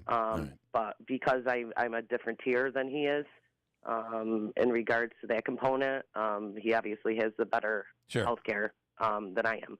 But the Utica City School District actually just settled their contract, and they were actually lowering health care premiums for new hires because it is extremely high. It's awful, and I mean, listen. I actually want to. Can I just say one thing, and then you can. It not only is it awful, but you see these people paying $600-700 a month for health insurance, and their copays or their what's the number? The deductible, whatever it is so high. I mean, I guess if you have a catastrophic illness, it's going to work out, but otherwise, it's terrible. Who wants to? So my daughter was actually diagnosed with myasthenia gravis. Oh, boy. Yeah, which is, it's huge. And, I mean, like I said, you can't put a price tag on healthcare. What is it? It's called myasthenia gravis. And what is that? What happens with that? Well, her eyes, she could have trouble swallowing. I know this sounds very emotional for you right now. Yeah, it is. It is. So, I can only imagine. I'm sorry about that, Sam. I didn't. But yeah, no. Listen, it's fine. But let's go back to baseball for a little bit. Okay. All right, let's get off this topic. I like it. Let's get off this topic. Let's go back to a little bit. I coach baseball. I've coached it for the past 5 years, and I have to coach because if I was in the stands, I would probably have been kicked out of every single game. So. Yeah, but I'm not sure coaching puts you in a better position. You're closer to the ump. Actually, it does. I'm more tame. Let's okay. Let's say. Right. I might scream like run home, but I don't think I've screamed at an umpire. Yeah. All right. Cool. To touch on that topic. So I love baseball. I think it's a great sport. Yeah, I mean, even let's get back to the. I know. So let's gather our composure. Interested in Paul Mary's interview yesterday, and I was kind of taken back when he said he doesn't listen to you guys because it's like then what does he do in the car? Does he look in the mirror, the whole time and say, "Oh, look at how good you are as mayor"? I mean, this. I was like, that's the rudest thing you could say. I mean, because what do you do when you're driving in the car? Listen to yourself? I mean, this is I liked your line where he's looking at his hair in the rearview mirror. The you can't see out the back window because it's aimed right at himself. But listen, here's he's always the funny thing is he'll come to me and he'll be like, I can't believe you call me these names. You say these things about me. It's not true. I don't listen, just for the record, but people tell me that's what you say. Okay, Mayor. All right. Well, I listen, I got to be honest with you. I will say one positive thing about Rob Palmieri. He has become polished as a politician for the past 40 years because every question that you asked him, he said, well, what do you think about it? Yeah. It's like, I was thinking this yesterday because we don't get him often on the air. I was thinking about this yesterday. The first time I interviewed him, it was I felt like we should do a course on doing interviews. It was really bad. And but today he's polished. He handles himself quite well. In fact, I think he might even have been looking forward to the interview yesterday. Well, a friend of mine actually messaged me, and she's like, listen, if you're not paying attention to Utica politics, he actually answered questions. Yeah. Whether they were right or wrong or, I mean, he didn't give you guys that much time to talk, and I thought that was, quite interesting because it's like he's got to be listening to radio interviews because he's gotten really polished. Yeah, he knows to be what able he's to doing handle an interview over the course of the years. But I mean, if I could, early on in the interviews, you could hear people in the background whispering to him and writing things down. I mean, now you could tell he was on his own. He had the numbers in his head. He knows, there's no doubt. After 12 years, he should know the job. He knows the job. And he conducted I thought he handled himself very, very well yesterday. Yeah, no, he did, and I will give him that. Unfortunately, he was wrong on a couple of things. So in this case, it looks like he was wrong. That's why I'm here to speak because I do listen to your radio show. Well, thank you. And because I have to question some of the numbers that were spoken. So last night at our meeting, I had asked, and even the police department and fire department were in attendance at the meeting last night, and we're kind of stating that if the premiums aren't going up 30%, then what are we paying for? Right. So that had to be, discussed at last night's meeting. So at last night's meeting, the budget director did state that the 30% increase was, he did misspeak on the radio, misspoke on the radio. So it is a 30% increase. Well, and here's what's really bothersome is that our budget is probably at about if the contract is not settled with the fire department, it's not just an effect on the fire department. It's an effect on anybody that has a health care insurance policy inside the city, which is going to be a huge problem, and could actually affect our budget to the tune of probably anywhere from $3 to $4 million, because everyone will have to go from that self-insurance plan back to a regular health care plan. So for example, I'll use the police department. They pay 20% of the increased cost of what the self-insurance is now. So last year they paid a 20% premium. This year they'll be paying a 30%.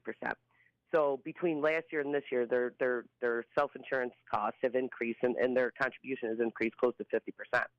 Now, if the fire department, if the mayor does not settle with the fire department, and I was very bothered by the fact that the budget director did state that the city was taking the fire department, what the arbitrator awarded the fire department, because they did win the fact that the city did not negotiate in good faith with them and switch them to a self-insurance plan without that being a negotiable item. Right. Not giving them the benefit of the doubt.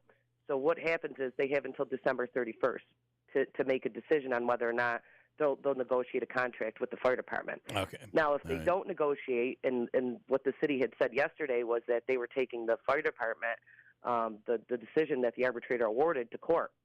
Now, it's a little bothersome to me because at this point in time, if an arbitrator says that you obviously did not negotiate in good faith, then come to an agreement, because now what's going to happen is, if they do not settle before that December 31st date, they'll go back to a regular insurance, not that self-insurance plan. Okay. And it will penalize all the contributions for every single department that is settled on a contract, and it's going to penalize the city.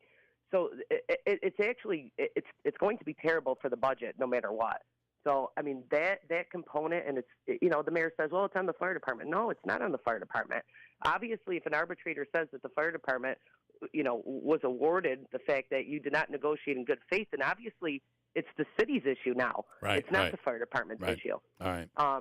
So I wish that the personal vendettas of whatever the city has against the fire department could be pushed aside for a little bit. Yep.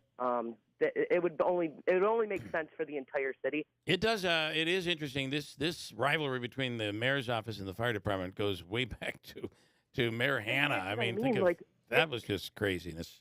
You just kind of put on your big boy pants at some point in time and say, listen, yes, I hated Chief Brooks. I hated the fact that you guys didn't support me. But guess what? I'm not going to be here anymore.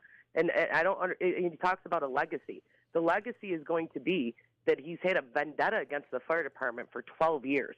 I mean, you even had these guys during COVID. They were the first ones to respond. You look at the conditions of the firehouses, and he says he's fixing them.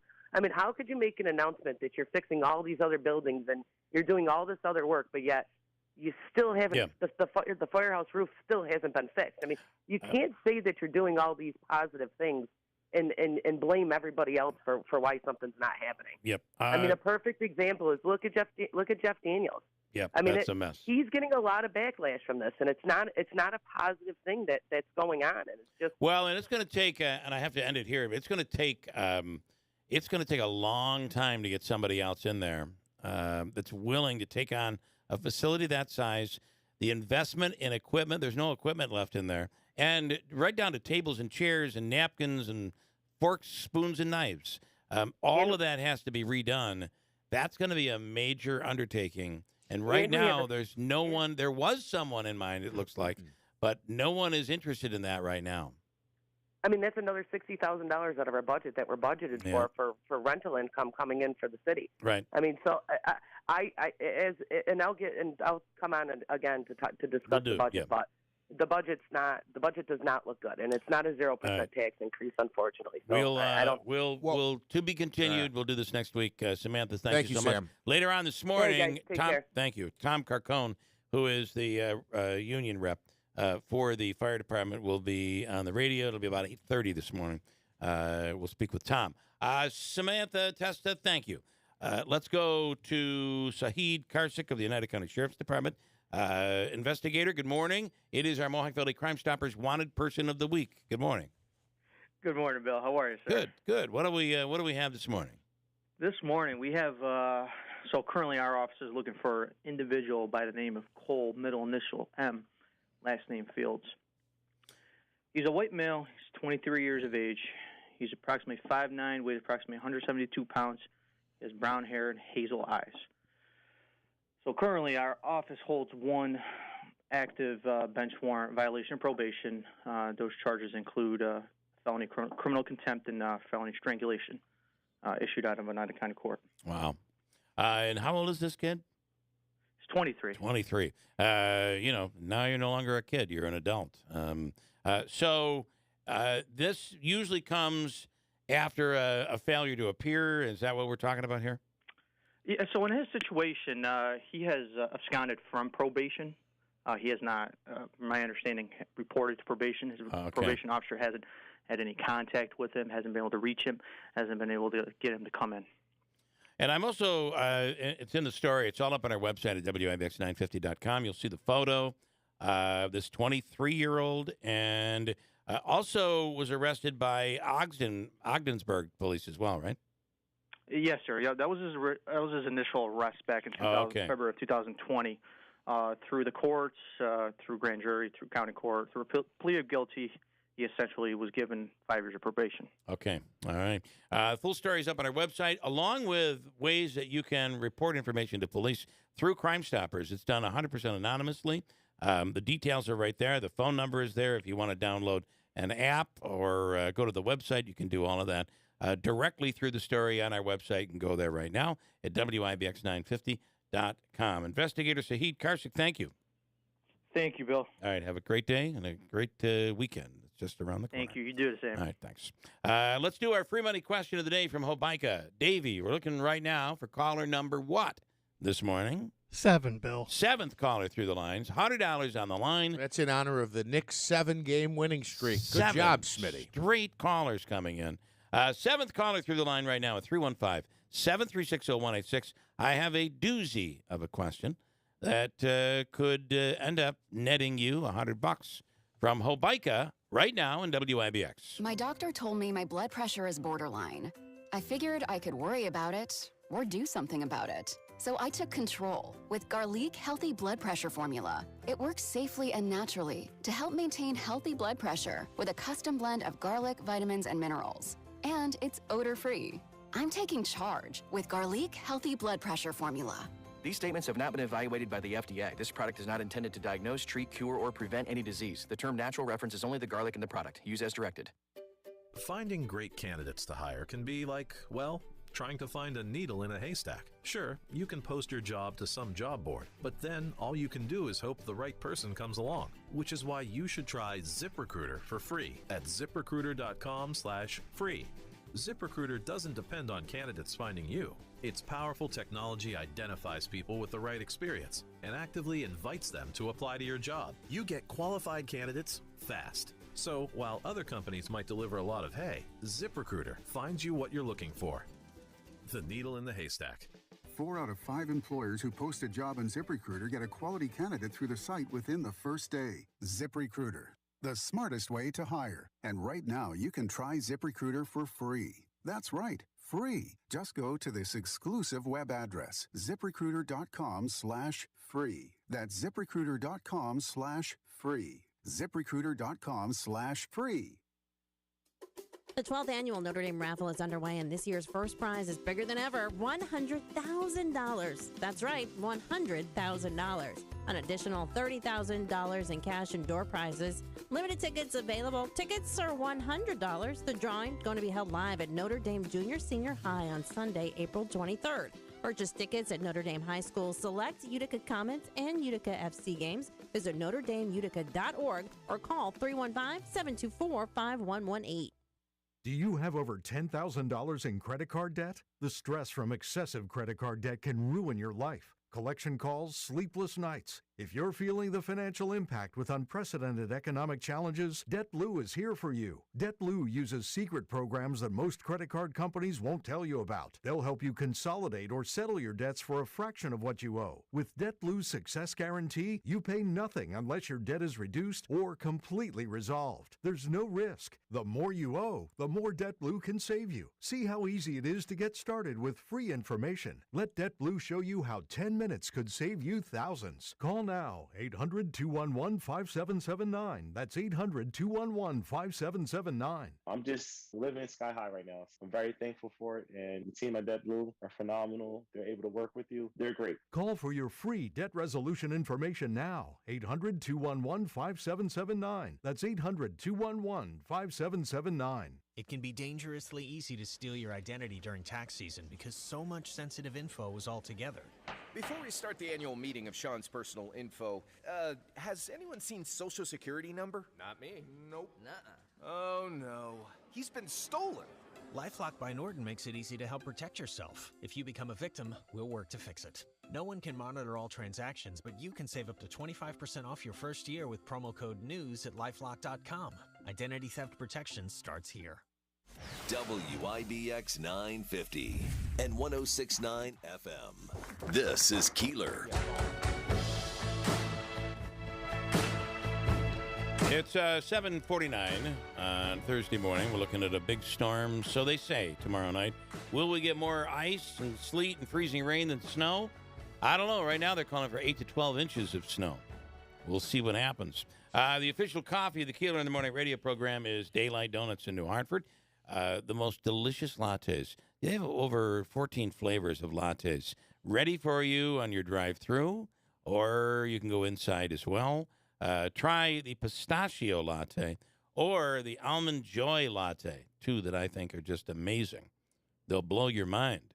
And at Daylight Donuts, the bagels are fresh every morning, and so are the donuts. The drive-thru is lightning fast, and you can't beat Seattle's best coffee. Chuck Sedella and everybody over at Daylight Donuts ready to take care of you this morning. Well, and I've got, we'll do this after the question, but I've got an update to that forecast and a glimpse of maybe what we can expect with that storm. But I do have an update here. There's an update. Love it. Let's go to Anna in Burlington Flats. Good morning, Anna. How are you? Good morning. How are you? Good. Great to hear from you. All is well in Burlington Flats, right? Yes, everything's great here. All right. Well, listen, here we go. Removing the snow, everything. The roads are clear. That is awesome, and I love that area. I love that accent. She's, well, that's not a typical, and you would agree with this, Anna, you do not have the typical Burlington Flats accent. No, it's my Bronx accent, and I'm proud of it. And you should, as you should be. Yeah. Bring in a little Bronx culture to Burlington Flats this morning. All right, here we go. Here's your question. And I'll accept two answers on this. One answer, but I have two answers that I would accept. Here we go. Long before Casio created the electronic musical keyboards that kids had in the 70s, they used to make these, which date back to the 1940s and 50s. Ready, go. What item did they make? I have no idea. Think of something from a ukulele. Ukuleles. Was she close? Not even Wasn't close. a guitar, no, was it? No, my guess was guitar. It was. They used to. Don't you remember the Casio calculators in the 70s? Oh, yeah. Oh. They actually came before the little keyboards, and prior to that, believe it or not, in the 1940s, Casio was making early models of digital cameras long before we ever really heard of them. So. All right. Well, listen, Anna, we're going to... Radio Shack. I'm a Radio Shack person. Remember those days of Radio Shack? I really loved Radio Shack. I'm going to give you a couple things. We would love to have you come down to Fat Cats Comedy Club. Shows every Friday and Saturday, and Washington Mills inside Tony's Pizzeria. The comedian will be in studio tomorrow morning. I'll give you a table for 6 for that, Anna. In addition, we're going to set, we have, it's tomorrow or Saturday, or work it out with Davey, whatever works for you. Okay. And then we have our collectible mug, the WIBX 950 Keeler in the Morning mug, which comes from Max's Print Shop. They do a great job over there. And we have a $25 gift card good at any of the restaurants in the Utica area. Food and Fun Card, the Aquavino restaurant now in New Hartford. Babe, 72 Tavern and Grill, Taylor and the Cook, and anything at the Adirondack Bank Center, all yours. And stand by. Davey, the man, is going to hook you up. Okay, good. All right, Anna. Thank you. Thank you. Thanks for listening. Stay warm in Burlington Flats, okay? Thanks so much. Good. You'll drive through Burlington Flats if you're heading to Cooperstown to the Baseball Hall of Fame. Heading down, that'd be Route 28, right? Okay, you have an update on something? Well, I have somebody here. Sure. So I'll make this quick. We've talked before about how Oneida County gets the forecast from western New York, right? Binghamton. So we get it from Binghamton. And then Herkimer County is part of the Albany region district, right? So right now, the National Weather Service is saying for Herkimer County and points east, they're looking at 6 to 12, but for northern and southern Oneida County, which includes Boonville, Rome, and Utica, it's a 7 to 10 window. So I just want to note the difference there. So they brought it down just a little bit. Yes. So 7 to 10 for Oneida County. That's what's expected. And then with a light glaze possible with some of that sleet mixing in. And then Herkimer County is 6 to 10. 6 to 12, excuse me, 6 to 12. I have family flying in tomorrow evening. Will they get in? That's going to be the question. I don't know. These airports, I'm not sure they're going to be flying into Syracuse. Rich Bracken is a high-performance coach and keynote speaker who travels the country and the world. And he's on the line with us right now talking about Americans, including us, who tend to be workaholics. And, man, we are not like the rest of the world. No, but the good news is, at least for some of us, that maybe we are recovering workaholics. We may be breaking the trend. Rich, good morning. Thanks for coming on.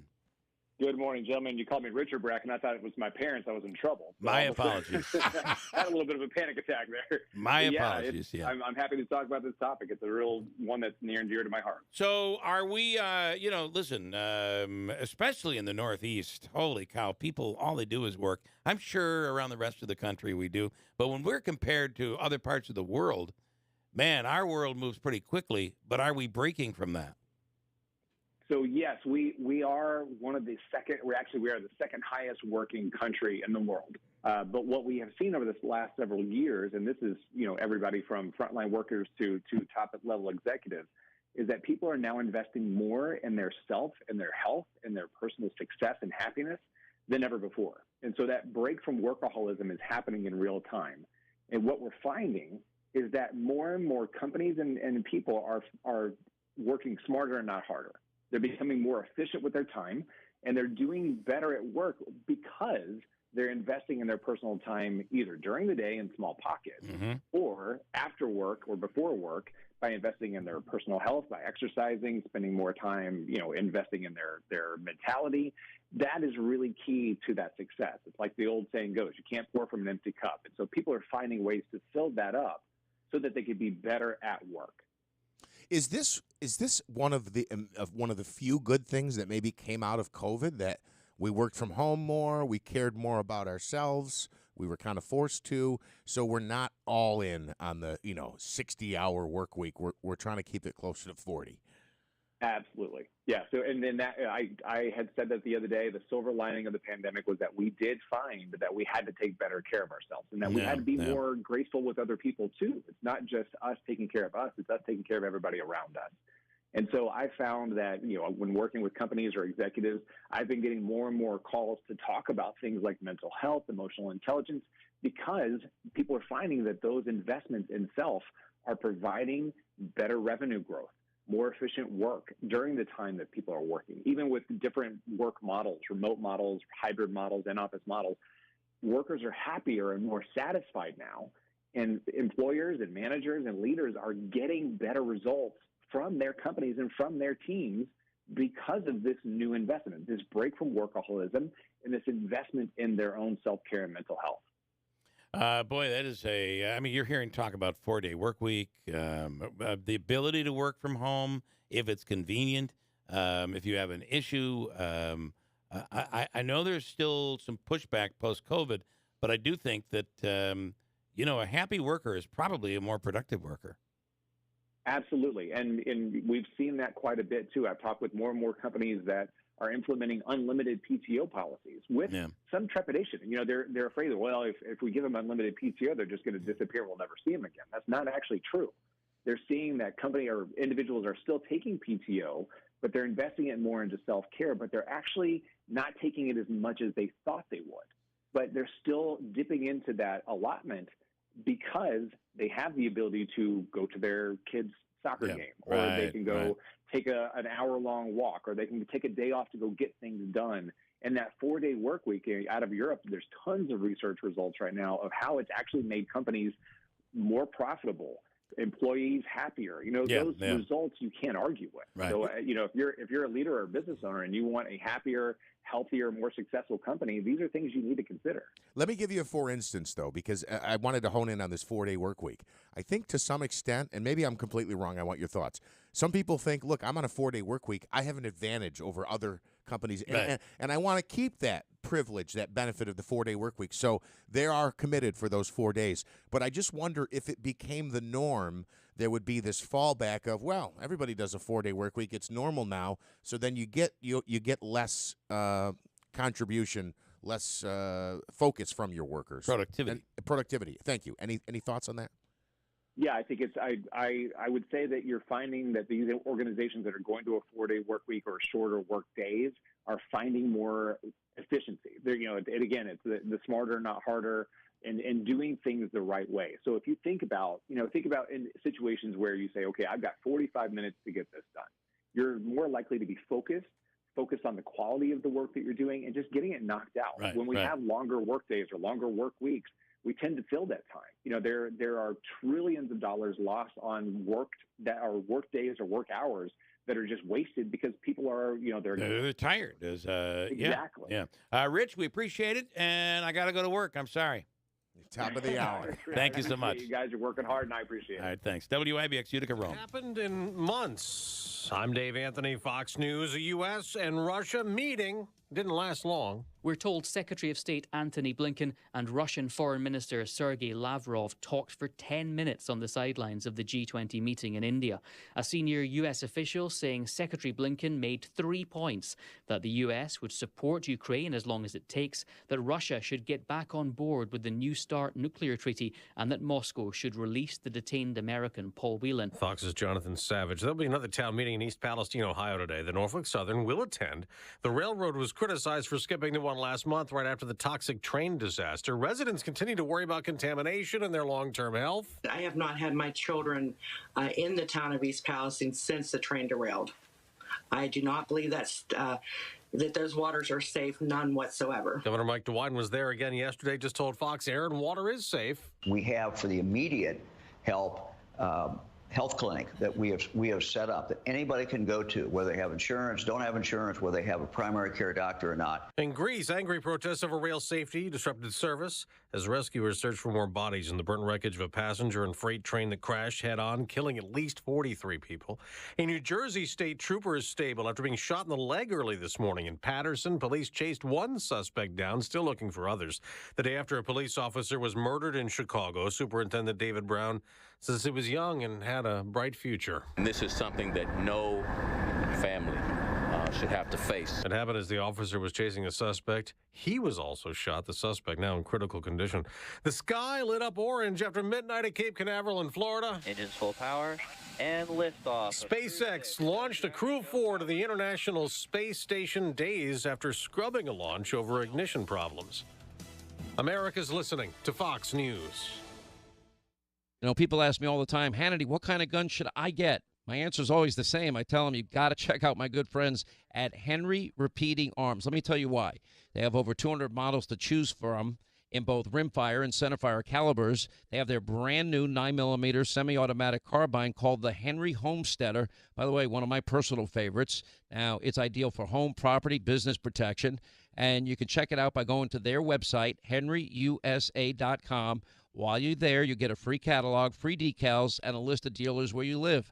And check them out yourself. These are all top-quality, American-made firearms that are affordable, accurate, and reliable right out of the box.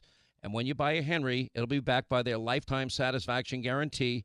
and their award-winning customer service with experts who can help you. If you're in the market for a high-quality, American-made firearm, make sure you go to henryusa.com, get your free catalog decals, and a list of dealers where you are. You will love this company.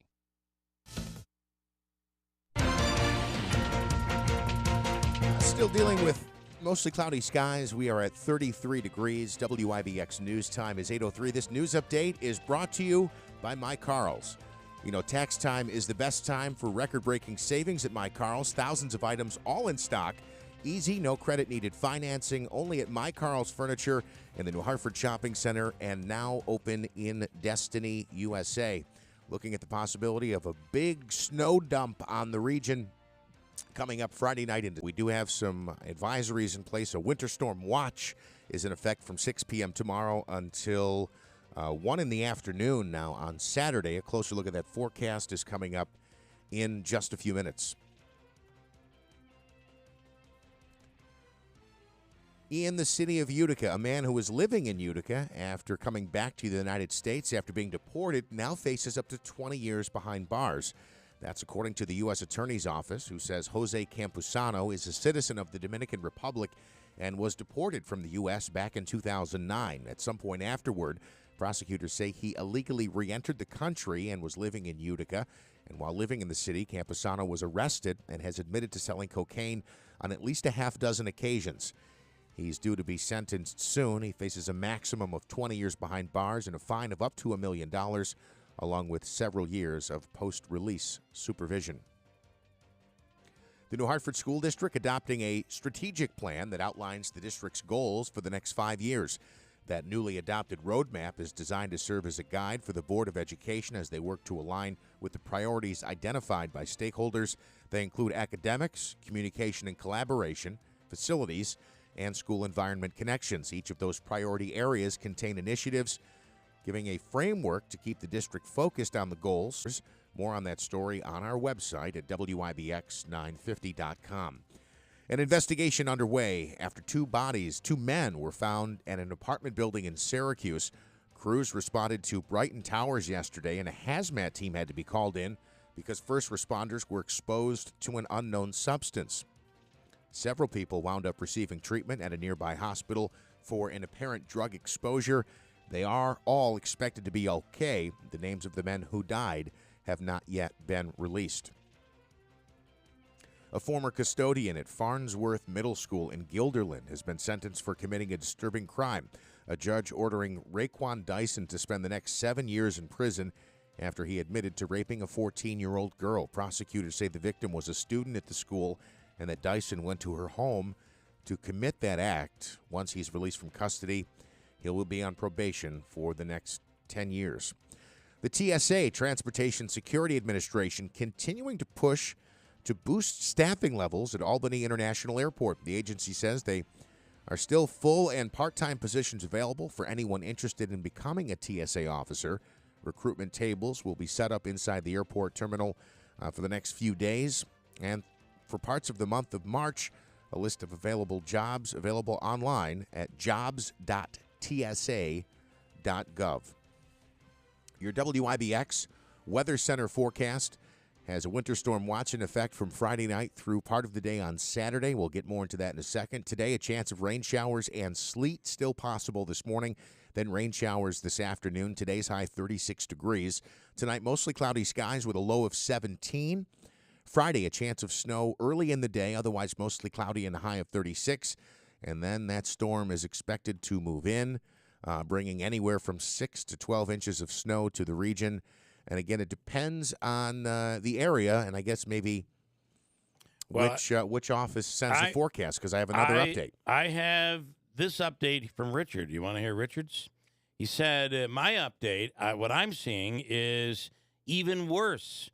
Now, 12-plus inches on Friday night and lots more on Saturday as lake effect could move in, dropping 6 inches or more on Saturday. And also, Saturday has a new watch, winter storm watch, in effect as well, that is separate from Fridays. This could be a double whammy, he says. I hope not. All right, so again, this is for Herkimer County, a winter storm watch in effect from 6 p.m. Friday until 7 p.m. Saturday. And again, they're looking at Friday night, 5 to 9 inches of snow accumulation. That's Friday into Saturday, and then additional accumulation on Saturday. For Oneida County, including Boonville, Rome, and Utica, the advisory is in place from 6 p.m. Friday until 1 p.m. on Saturday. And that advisory says that we could see 7 to 10 inches of snow possible, along with a light glaze because there might be some sleet or freezing rain mixing in. So it's going to be messy. We'll do the full count, I guess the count on what we got at some point on Saturday afternoon. But basically, this starting around 6 o'clock is when the storm supposedly goes into play. Usually it takes a little while for the snow or precipitation to begin. So for the most part, your commute on their way home looks okay tomorrow. Yes, people are going to be going home on Friday with dinner and probably not going out unless they're going out to shovel for much of the weekend. Or go to a Comets game or a comedy club or whatever, Jeff. You want to do sports now? Sure. Here we go. Kevin Durant dropped in 23 points in his Suns debut as Phoenix cruised past the Hornets 105-91. The Knicks blew out the Nets at the Garden 142-118. New York has now extended its winning streak to 7 games. And they're 10 games over 500. I don't think I've been this excited for the Knicks in probably 7 to 10 years. In the NHL, the Rangers got an overtime goal from one of their new additions during a 3-2 win over the Flyers in Philadelphia. How do you pronounce Mika Zibanejad? Mika Zibanejad opened the scoring for New York in the first period, and Owen Tippett answered for Philly to tie the game. But ultimately, the Rangers win in overtime. The Devils extended their winning streak to 3 games after taking down the Colorado Avalanche 7-5 in Denver. Some Major League Baseball action. The Yankees bounced back from a tough loss with a 4-2 victory over the Washington Nationals in Tampa. On the other side, the New York Mets returned to the winning column after taking down the Miami Marlins 8-4 in Sarasota. And the NFL prospect Jalen Carter says he'll be exonerated in Georgia for reckless driving and racing. It's all related to a deadly crash where friends were in the car and people died. He survived. Not a good story. Probably not a great story if you want to be drafted in the NFL. Correct. I will say this, though, if I'm understanding the story right, that was I think it was a recruiter. It wasn't a student who passed away. I thought there were 2 that did that passed away. Yeah, you're right. One of those who died was a student. Was he involved in the accident? I guess that's my question, because I was under the impression he was in one car, and those who passed away were in the other vehicle, and maybe they were racing together. Now, I could see charges for racing that would be illegal, but if they're all willing parties, should he be held responsible for somebody else's death? He didn't make them race him. Right? Well, at the same time, he's involved. He is racing. He's technically breaking the law. So absolutely. I don't deny that. It's probably not the right thing to do if you want teams to look at you in the upcoming draft, right? Correct. I mean, I'm sure it hurts, but you have a chance to make a lot of money in your life and in your career, and you want to blow it in a race car accident when you're not a race car driver? I don't know. Anyway, that, according to the IBEW Local 43 Sports Desk, that is sports. We mentioned Richard's prediction, 12-plus, he says, for Friday night. It's going to be interesting to see what we say tomorrow. These tend to change a little bit when you watch the storms move and things. We've already had changes this morning. This morning, we've had 3 changes already this morning to the official weather forecast from the National Weather Service. All right, can you grab Griffo right now? Quick break, and we're going to get him. I want to get Joe on just quickly, then Assemblyman Robert Smolin as well. I think there's something going on with SUNY Poly today, and let's get Griffo. You grab him, Davey. We'll come right back and talk to him. This might be big. We'll see. Does he have him? He has him right now. Let me take him right now. Senator Joe Griffo, good morning. Good morning, William. How are you? Good. All right. What is, and don't lie to us, Joe. Don't be evasive. What is going on with SUNY Poly today? What's happening? Well, we got the chancellor in town. As you know, we have been working collectively as a team, county executive, Assemblywoman Buttonshine, and I, along with Roanne DeStito, Steve DeMille. We've had a great team put together where we've been talking to the chancellor and trying to get him to understand and appreciate what SUNY Poly means. And obviously he's somewhat familiar because he's a former commissioner of education. So we have been discussing that with him, and we have met with him privately, and he is in town as he's beginning his visitation of the 64 campuses. So he's visiting yesterday afternoon MVCC, today SUNY Poly. All right. So our hope today is we're going to be gathering later, and I think you'll hear from the chancellor, most importantly, his commitment and the commitment of SUNY to the future of SUNY Poly and continuing to have it here in the Mohawk Valley and its significance and importance within the SUNY system. Joe, I know that that you've worked with him before, so it's somebody that you know. I'm assuming you've expressed greatly how much of it, especially with everything that's going on in Marcy and even all the way out to the base and all the way out to Syracuse. With everything that's happening here, SUNY Poly should and could play an enormous role. Yeah, he understands this. You're right. We had him here when he was Commissioner of Education. I think it's a little better experience for him this time as he's coming around because, as you remember, that was during Common Core, and he faced a lot of concern and opposition, and many of us concurred with the way that was all being done. But he's been in state government. He's in the federal government. He was Secretary of Education under President Obama.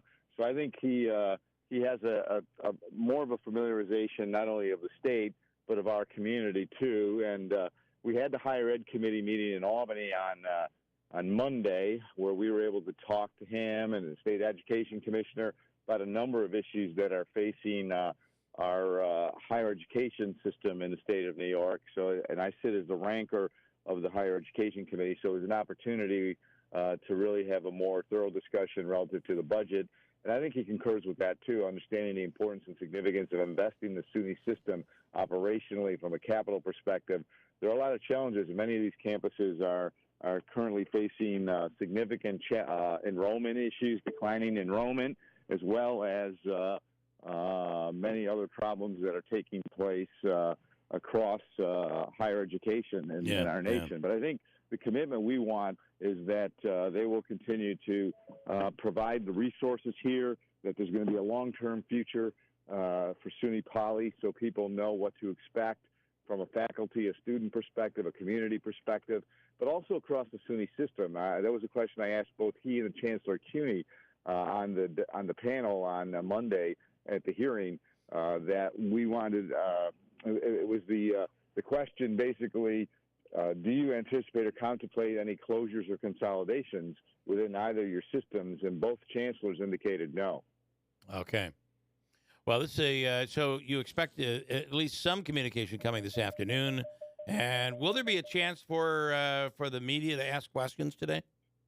Yeah, my understanding is they are going to have a press event at the end of the visit, which would be this afternoon. Okay. And as I said, that I know that he's got a full morning here. County Executive Pacenti will be with us, as well as Assemblywoman Buttonshaw, myself, and we will. Obviously at SUNY, he's going to be meeting with students, with faculty. That's part of a tour that he's undertaken across the system, as I indicated, and we had suggested that he get here earlier rather than later, and he did facilitate us in that regard. So we're hopeful, like I said, that he'll have a productive day. I think he was very impressed yesterday with MVCC, the county's commitment to MVCC, because, as you know, Oneida County really has invested significantly in the community college and with President Van Wagner and what they're doing there. So he had a very good afternoon there yesterday, and I think he'll have equally as productive a day and be impressed with what's taking place at SUNY Poly. Yep. And then at the end of the day, there'll be that opportunity to interact with the press. Okay. Okay, Joe. This is, and I think people understand, this has been a real strong effort since we learned the possible loss of parts of the SUNY curriculum and that connection to Marcy. I think that's there's been a big effort, almost as if it's similar to what we went through with trying to save Griffiths, although, that was unsuccessful. This is a pretty important deal for us here in this community. Right, and then you're right. I mean, it is akin to those type of efforts where we have come together collectively, and we've always done that well here to present our case. And we actually won 2 rounds of the BRAC, even though the initial round took us apart back in 1993. But we learned a valuable lesson of how to interact with those individuals. We were successful, and that's one of the things that we're emphasizing today, that relationship between the Air Force Research Lab and higher education in our region. And this has been a busy week. We're in the middle of the budget, as you know. Yep. And I had an opportunity to participate in the revenue forecasting. It's kind of like having meteorologists, actually, because nothing is for certain relative to what may take place in a forecast. But we do believe that there will be revenue available, and that's where we hope that we will see that type of investment, particularly in facilities like SUNY Poly and MVCC, where there's this continued need, obviously, from a capital and operational perspective. So it'll be a challenging period over the next month, but I'm hopeful that when we do come up with a final budget, that it will try to address some of the concerns and challenges that many of the communities are facing. As you know, there are a lot of issues right now. The counties are facing the FMAT challenge, and they were in Albany on this week too. So we look forward to the next 31 days. It's we always said that. Remember, Bill, it's not only March Madness on the courts, the basketball courts, but also in the corridors of the Capitol. No doubt. Joe, thanks. Safe travels today. Thank you. All right. Take care. All right. Senator Joe Griffo. Coming up, we'll speak with Assemblyman Robert Smullen, who handles most of Herkimer County. We'll get to that. Listen, Ricky Z says, Happy March, and let's continue the New Year celebration. Take advantage of Steve Ponti's Mazda's New Year New Mazda sales event. They have over 100 new Mazdas on the way for this sales event that you can take advantage of out on the lot. You can enjoy financing or leasing for the new 2023 award-winning Mazdas. It's the Steve Ponti Mazda New Year New Mazda sales event, and it is going on right now. Rick says come in, check out their brand-new facility, the different buying experience and leasing experience, whether it's a purchase of a brand-new vehicle or pre-owned. It's all about let's make your deal and a new Mazda. At Steve Ponti Mazda, where it's easy to do business, always easy to do business. Steve Ponti Mazda, Commercial Drive in Yorkville. I can't take this kitchen any longer. Carl, we need to start looking for a new house. Honey, you know the housing market is tight. It's going to be next to impossible to find something that we like. I know, but this kitchen has to go. Hey, what about a home equity loan from Adirondack Bank? We can turn the equity from our home into cash to renovate, just the way you want. Renovate? Adirondack Bank has competitive rates, and they've been a trusted community bank for decades. A new kitchen. Wouldn't that be awesome? Yeah. Then, of course, we would need new furniture, and we could repair the deck, even add a pool, and take that trip to Italy that we've always talked about. Whoa, slow down, honey. Let's go talk to the experts at Adirondack Bank about that home equity loan. Then we can decide where to start. I've always wanted to add on a craft room, and our bathroom needs a facelift. Don't move. Improve. Stop into your local Adirondack Bank branch for more information on a home equity loan or visit AdirondackBank.com. Bank local with Adirondack Bank, your hometown community bank. Equal housing lender, member FDIC. Adam and Grace finally made it to retirement. They decided this was their time. They drove in from Herkimer to Mattress Express in New Hartford on Commercial Drive in the Hannaford Plaza next to Red Lobster. They wanted to see the number bed they'd heard so much about. Adam had a bad back. He liked his side firm. We elevated his head, his feet, put the massage on medium. He said he hadn't felt that comfort in years. Grace liked her side softer. She was a 24. She had her head elevated slightly less, her feet a little higher, and the massage on high. They were thrilled to find out it had a 25-year industry-leading warranty. They qualified and signed up for the 5 years, no interest, no money down, so they didn't have to wait for their tax return. For their luxury reward, they chose a 65-inch flat-screen TV. They laid on the Purple and the Puffy, the big online brands while they were there, but the number bed was for them.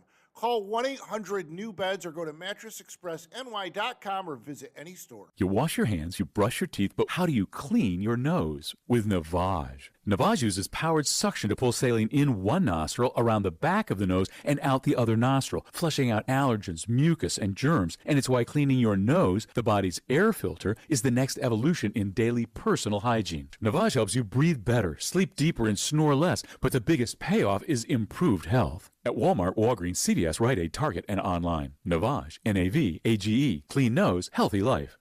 Hey there, it's Jeff Manaski from WIBX. You know, the amount of people doing business online has skyrocketed. Are you stuck in the past and ready to move into the future? It's never been more important to make sure that your business is online. Town Square Interactive can help. Town Square Interactive can help you find more customers online and help you grow your business. The best part? It's fast, easy, and there are no contracts. If you want to find out more, just visit mylocalcustomers.com.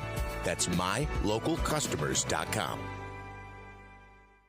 28 years ago, Lori Potasowicz had a dream. With a natural love for pets, she wanted to become an expert groomer. So she set out to become the area's only nationally certified master groomer and launched her business, one paw at a time. With grooming expertise and a lot of loving care, Lori and her talented team began caring for pets one paw at a time. Cuts, shampoos, and styling, one paw at a time. Teeth and nails with no detail overlooked from head to toe, one paw at a time. Getting to know each and every dog and cat by name, the One Paw at a Time family grew, and Lori had a decision to make. Keep expanding? She followed her heart and decided to keep the One Paw family atmosphere just the way it is, so she can keep taking care of the pets she knows and loves, one paw at a time. Lori and her team want to thank the families they serve for putting their trust in them to care for their four-legged family members, one paw at a time. 320 Oriskany Boulevard in Whitesboro, near Woods Road. One Paw appreciates your understanding for their current waiting list for new customers. Hey, right now at New York Sash, it's the Dream It, Do It bath sale. Dream it, do it, and the bath sale. $1,175 off your dream bath remodel with easy financing starting as low as $158 a month. When we used New York Sash in their bathroom makeover, it was about a day and a half. So the first day, all day, second day, probably gone by noon, and we had a brand new bathroom. That's pretty cool. It's time to get rid of that outdated, peeling, dirty old tub. New York Sash can help. If you can dream it, they can do it. New York Sash is there for you from design to financing to installation all the way to service. Whatever your needs are, they're experienced, they're qualified, they will make it happen.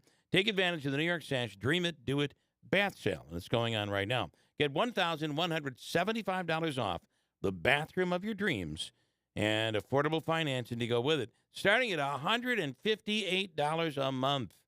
Visit NewYorkSash.com for details. Get your new bathroom. See them on display in the showroom on Oriskany Boulevard in Whitesboro, or go online, NewYorkSash.com.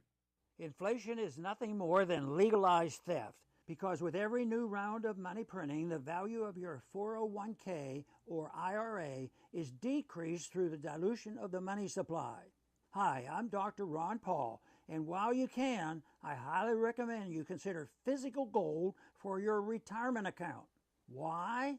Because gold provides real wealth preservation that can withstand anything. Even better, with a gold IRA from Birch Gold Group, you pay no penalties or taxes when you transfer your current retirement funds. To learn more, text the word HEDGE to 989898. And my friends at Birch Gold Group will send you a free info kit on gold IRAs. Birch Gold is the only gold IRA company I trust, so text HEDGE to 989898 to request your free info kit right now. WIBX 950 and 106.9 FM. This is Keeler. Hey, I want to just give you this story that, and we're going to talk to Robert Smullen, Assemblyman Smullen, coming up in a second. This story is really amazing. So it comes out of Philadelphia, and in this case, it was a surgeon. So imagine there's a liver transplant. You know how these organs, a lot of times it's the death occurs, the organ's removed, time is of the essence. So we went through this when we were in New York City. I think it might have been the Puerto Rican Pride Day or whatever they call that. And there was a parade going all the way down. We're on the west side of Broadway, and we wanted to get to the east side, but the parade's going so long they won't let you by. You can't get across. Okay. So everybody's screwed. The cars, traffic's terrible, everything. This is kind of what happened in Philadelphia. But on the line is someone's life. The doctor's name is Adam Bodson, and there was a half marathon going on in Philadelphia. Traffic was not able to get through. The vehicle bringing the organ in could not get through traffic. So the doctor ran. Wow. He ran down through the marathon, actually was able to meet the transporter. The transport. Yeah. And ran the liver back, and ultimately the transplant was conducted, and it saved this person's life. Here's audio. I had my sneakers, a coat, and my scrubs, and I ran over there rather slow, but we made it over there past, the marathon, dodging through the runners. I did flag down a police officer before I crossed the marathon, thankfully, who agreed to drive me back if I can get the liver and come back. I'm really grateful to what he did, because if he hadn't have got it in me, I wouldn't have got the liver, and I would have been back waiting again, and who knows what would have transpired, between that time. Could have died. That is crazy. Some of them, Robert Smullen is in the studio right now. Good morning. You've seen some amazing you're a military guy, so I can't imagine what you've seen. This is a pretty heroic thing to happen in downtown Philadelphia. It really is. Hey, thanks for having me on, Bill. This is an amazing thing. I just had one of my high school buddies have a liver transplant in North Carolina. Completely successful. And my God, this is modern America at its best. And this doctor really deserves a shout out. As modern as we are, though, there you are with traffic because of a marathon. The organ, they can't get the organ in, and time is of the essence. And he runs it in. That's a pretty cool. Listen, I completely agree that this is impressive, and hats off to the doctor and everything. But in 2023, we didn't know that the Philadelphia Marathon was going on yesterday, and we were going to, right? I know. Did MapQuest not know that the roads were going to be closed, or Crazy. whatever service you're using, Google Maps? I don't know. In studio right now is Assemblyman Robert Smullen, and your new district covers a good chunk of Herkimer County. Talk about that district, because it's a pretty large district. It's a big district, and in fact, it goes from the Mohawk Valley. It's from Fonda really to Utica, and includes 4 towns in Oneida County. So it's a big district. And Oneida County as well. Absolutely. And you think that, we think of the Mohawk Valley as just being, going to about Little Falls and then it stops. Right. That's certainly not the case. No, it goes all the way really to Schenectady for practical purpose. And it goes a bit further out to the west, actually. What do you know about what's happening today? We just heard from Senator Griffo that SUNY Poly is in town. SUNY is in town to discuss SUNY Poly. And there may be some good news coming. Well, that's a big topic for discussion. We just had our higher education budget hearing where we questioned the chancellor on such things. Yeah. And I think it's good news that he's in town, but I don't know what the final decision is. Right. I'm fully in support of SUNY Poly standing on its own, having a president. It's really important if you look at where the SUNY system, and I'm the ranker on the higher education committee in the assembly. Okay. It's important where these SUNY campuses are, and really, as we just talked about the Mohawk Valley, it deserves a SUNY campus in the Mohawk Valley as a 4-year institution. Especially with you have what's going on in Syracuse right now with Micron, the base, and then right there next door here in Marcy, it just seems to be pulling that program away. Doesn't seem to make any sense. In modern day education, the programs can be distributed, and that's what we're seeing in the SUNY system as a whole. Is there's still 64 campuses. Some of them are smaller than they used to be because of declining enrollment, because the population's leaving. Right. But I think in this day and age with technology, you can work it so you can have a flagship here. And what about the budget? What are your thoughts on the budget? Oh my God, Bill. Yeah. We've got a $227 billion budget coming, and it's only going to get bigger. The governor has pledged that there's no new taxes in there, but there really are. One of the things that's coming out is a lot of the green initiatives that they're going to have to pay for. And what they're going to pay for them in is this thing called a cap and invest. It's really a cap and trade tax that people aren't going to see as a tax, but it's going to make things, particularly electricity, a lot more expensive. How far do you think logistically when you because if I'll go back to your military experience. That's where it's a matter of life and death. We look at things logistically, logically. How far out are we from being able to have an infrastructure that can support the dream that is this? For instance, you mentioned education. All school buses must be electric by 2030. What? 5, I think. How far are we really out from being able to handle that? We are a lot farther out than what the current law and what the current one-party rule is telling us, that they're gonna make these electric school buses mandatory in upstate New York. The technology isn't there to move a lot of kids, move a big heavy bus around. I heard that it's going to take $70,000 per bus per garage to wire them for the systems that these batteries will require. And that doesn't count. Not even the bus. Right. The buses are twice. They're $300,000 a piece. Yeah. And then what do we do with the current buses, which, by the way, school districts are still buying because they need them? Well, they have to. And, one of the things that we're trying to put forth is that there's some clean diesel alternatives that will allow rural districts to transition over time. Yeah. We're hoping that that's going to be the common sense outcome of this. But right now, all bets are off. The law says one thing, and we're finding that it's not true. Did you ever have a boss where they wanted something done, and they're like, just do it, just figure it out? But you knew it was impossible. That's kind of where we are right now. This makes sense in New York City if you're, looking at the dense urban area where you already got subway transit that's electrified. It's being done in cities around the world. Electric buses in New York City, great. Go for it. Electric school buses in upstate New York, wait a minute. Yeah. So just back on this cap and invest or cap and trade is really what it is.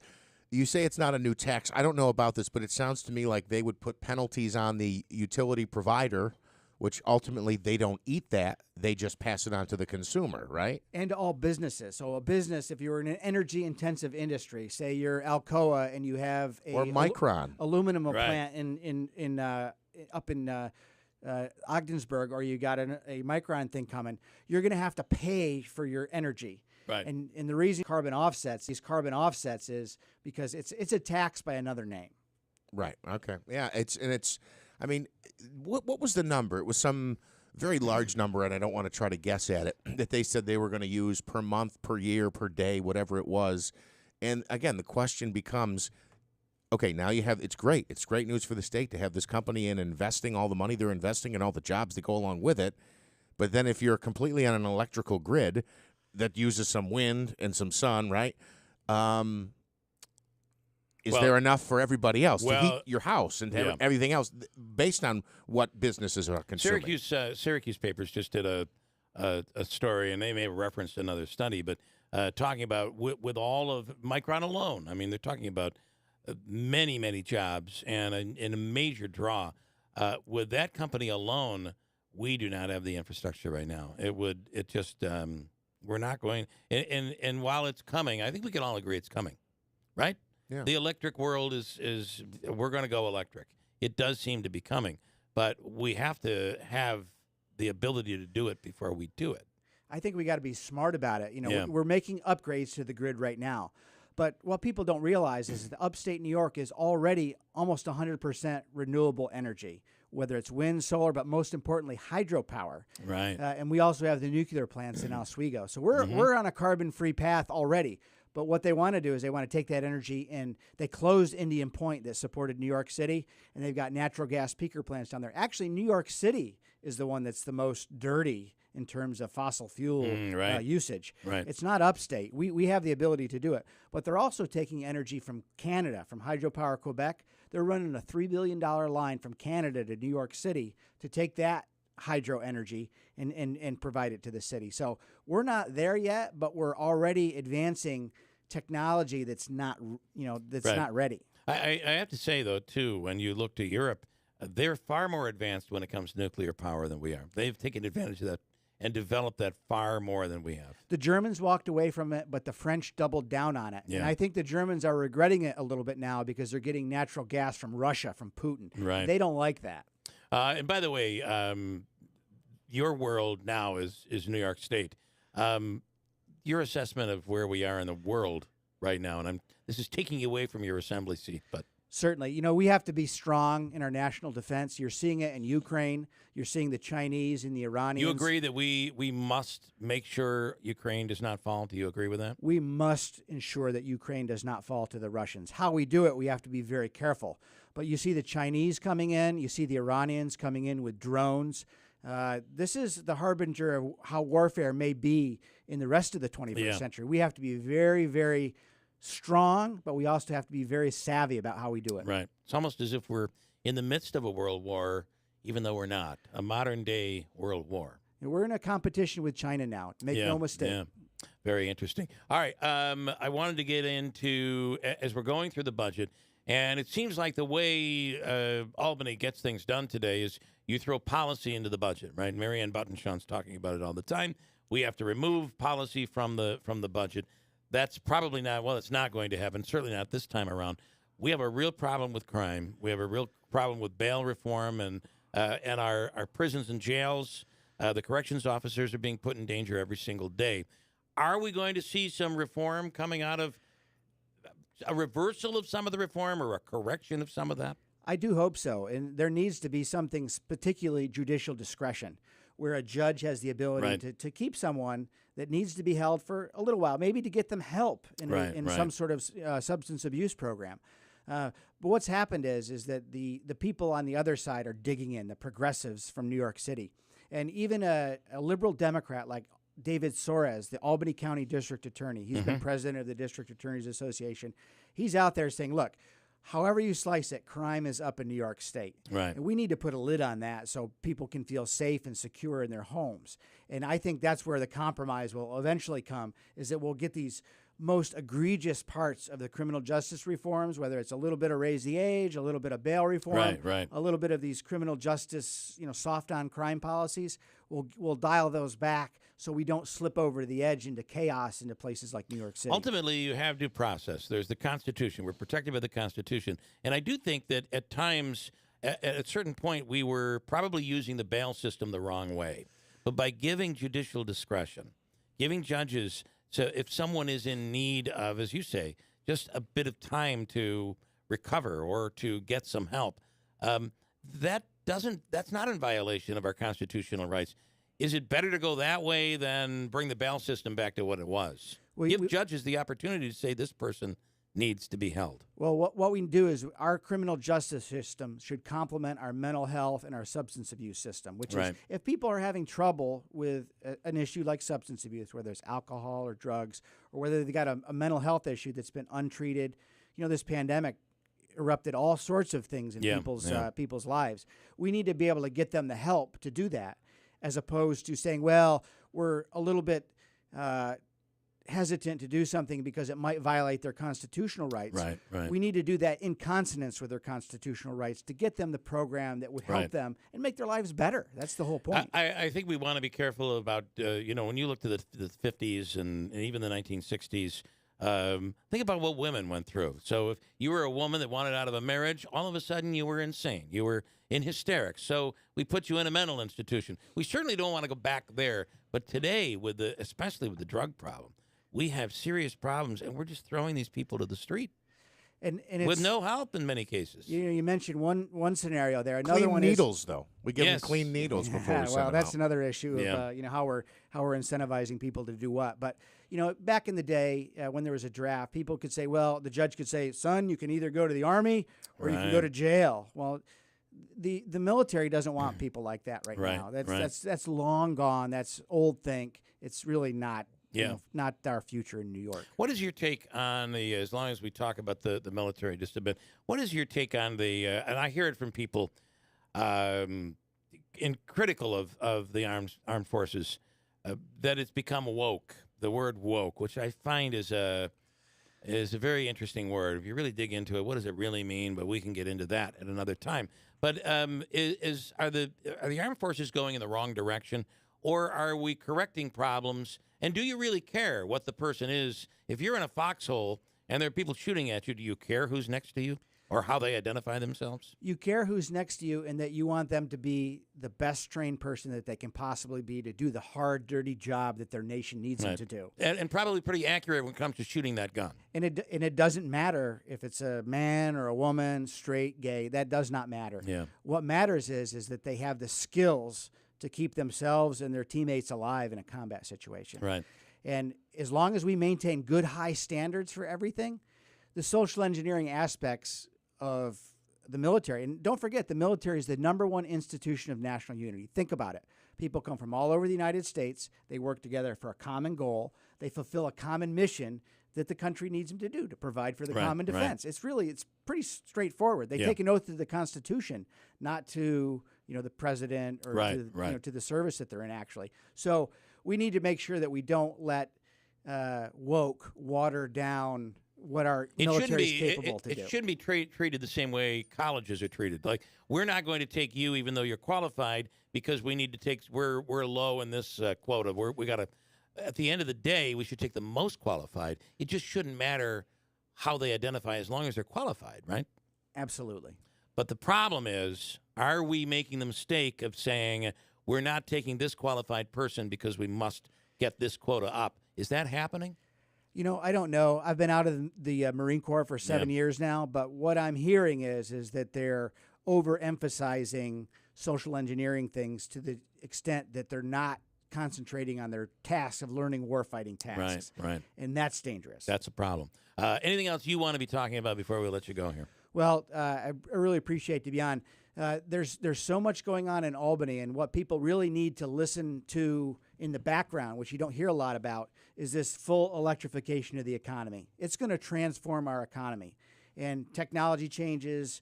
The tools change and everything else, but we need to get it right, and we need to when something comes up that needs to be stopped, that needs to be adjusted or reevaluated, we definitely need people's support on that. In the assembly, I mean, you're surrounded by the opposing party.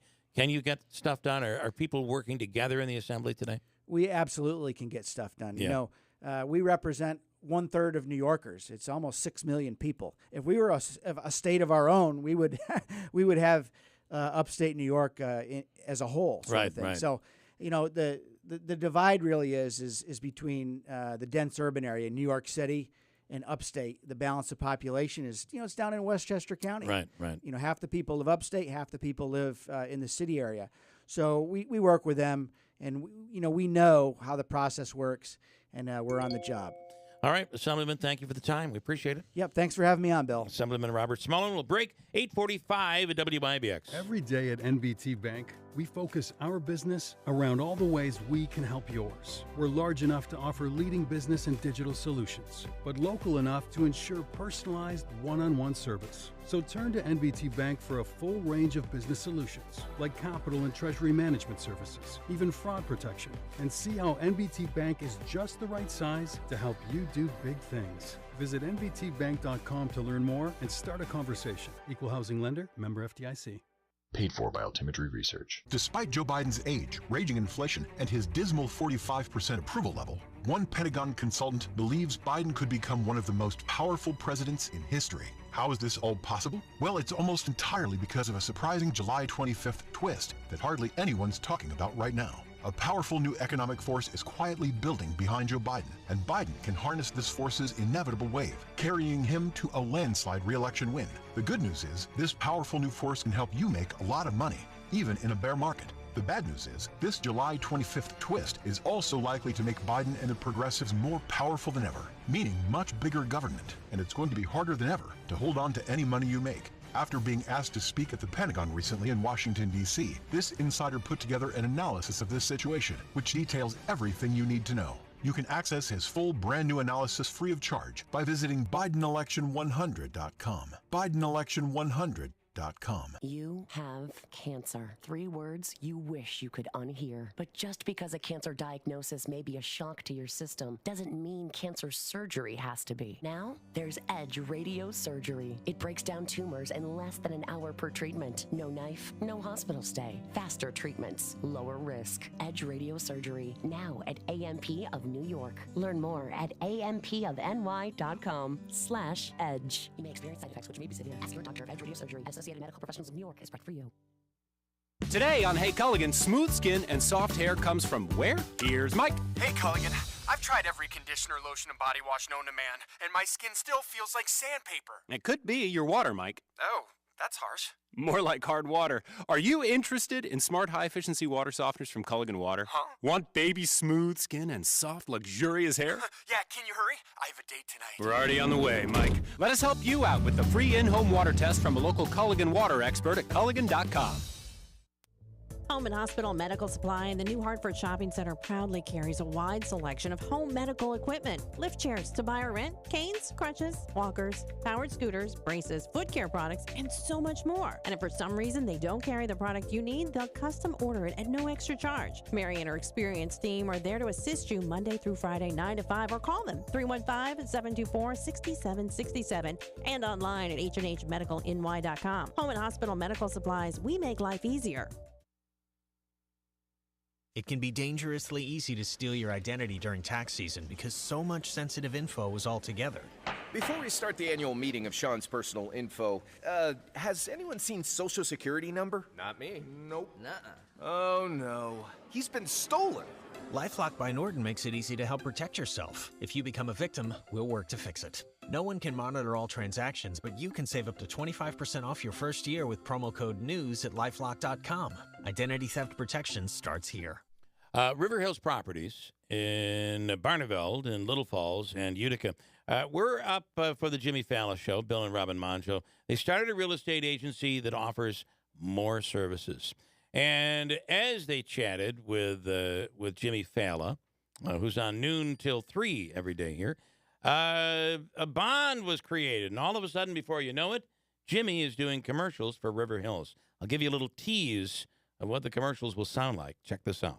Hey, it's your radio buddy Jimmy Fallon, and the last time I was up at WIBX with the Keeler Show, when I wasn't shutting down hecklers in the comedy club, I was learning all about Bill and Robin Monjo and their amazing philosophy of buying and selling homes at River Hills Properties. Folks, when you list your home with River Hills, you're getting an extra level of service it is not available with other agencies. And I, for one, can't imagine having people I don't know wandering through my home when I'm not there. It's bad enough I've got Lincoln throwing his keg parties when I'm on the road. But also, that's the way houses are sold up in Utica, but not with River Hills. Your River Hills listing agent is there every time your house is shown. They turn the lights on, they answer questions, and they make sure no one's going through your medicine cabinet. It happens. Trust me, I've done it to a few people. Not proud. But seriously, list your home with River Hills Properties and reduce your stress level. It's like having a personal assistant to oversee the sale of your home. So why wouldn't you list with River Hills? What the heck's wrong with you? If you're even thinking about selling your home, call my friends at River Hills Properties, serving Utica, Rome, the Valley, and the North Country. Call 315-896-1009. And remember, nobody sells homes like River Hills Properties. Tell them Jimmy Fallon told you to call. How about that? Not bad, right? Not bad. Jimmy, River Hills Properties, why wouldn't you list with River Hills?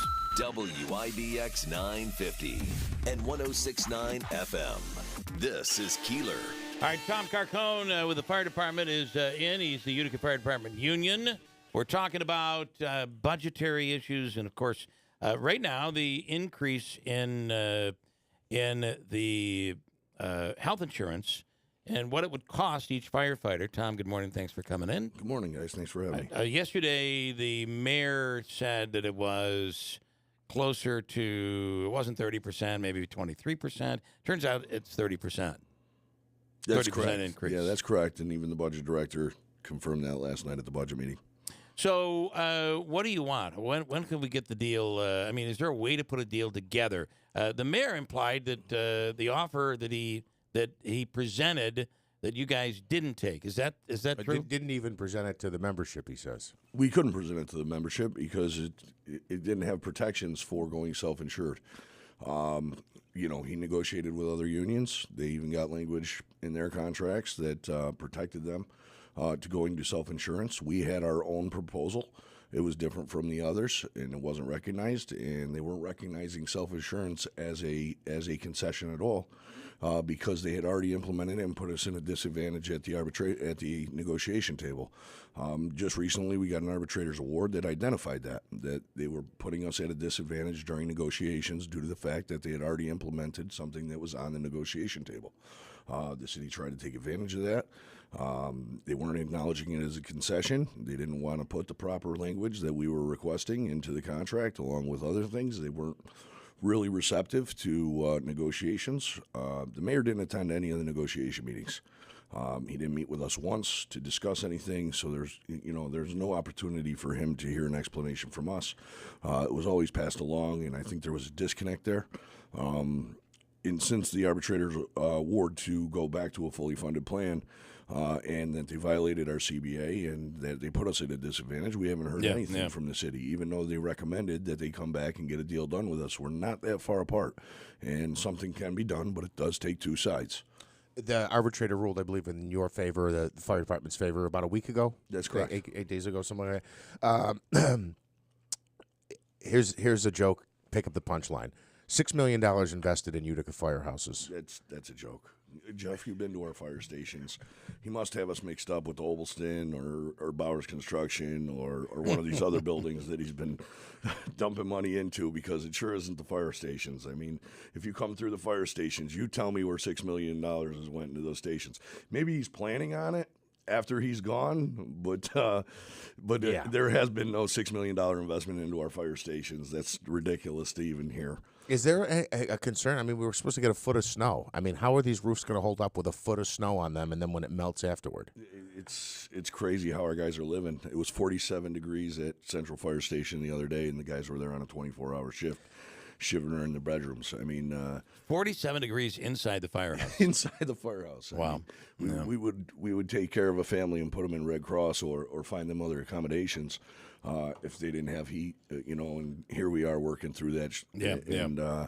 It doesn't seem to be acknowledged, and it's just a continuance of the mistreatment of our members. How many codes violations would you write if you inspected that building? It was like a rental property. Well, one of our buildings already got cited by PASH, Public Employee Safety and Health.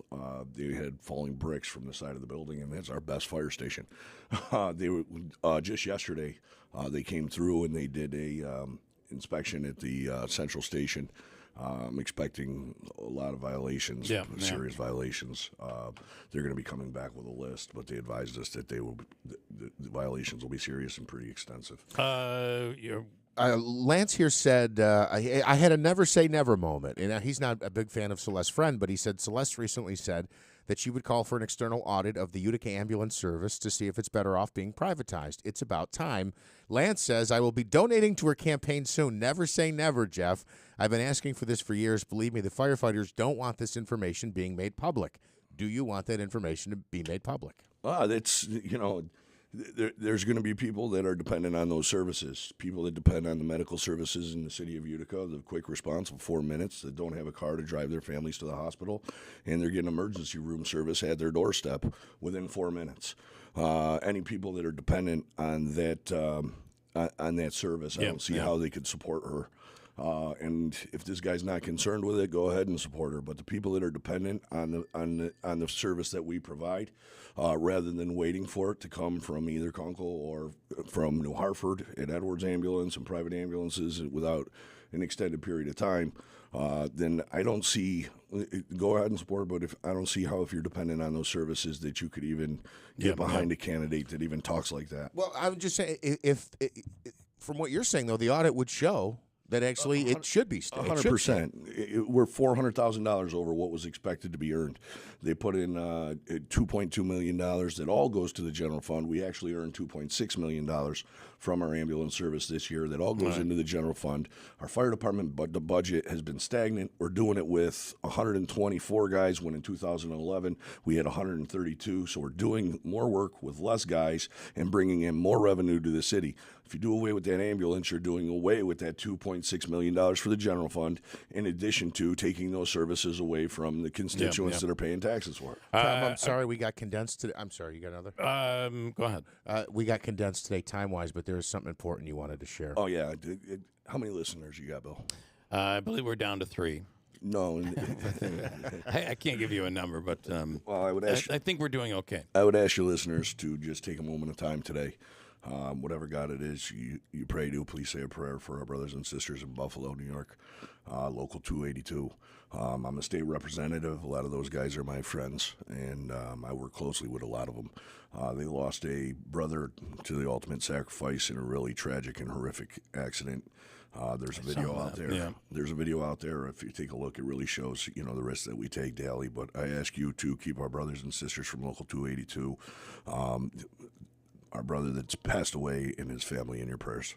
It is amazing to see when a firefighter or a police officer passes away, how many people come from around the state to support them. It is a brotherhood, and so, Bill. Put your lives on the line for all of us every single day, and we appreciate that. Thank you. All right, thanks so much.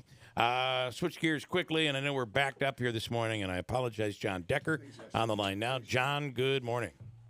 Hey there, Bill. Hope you're doing well today. We are and tight on time, and I apologize, but I can go a little longer. I wanted to start with Merrick Garland on the hot seat yesterday. What's your take, John?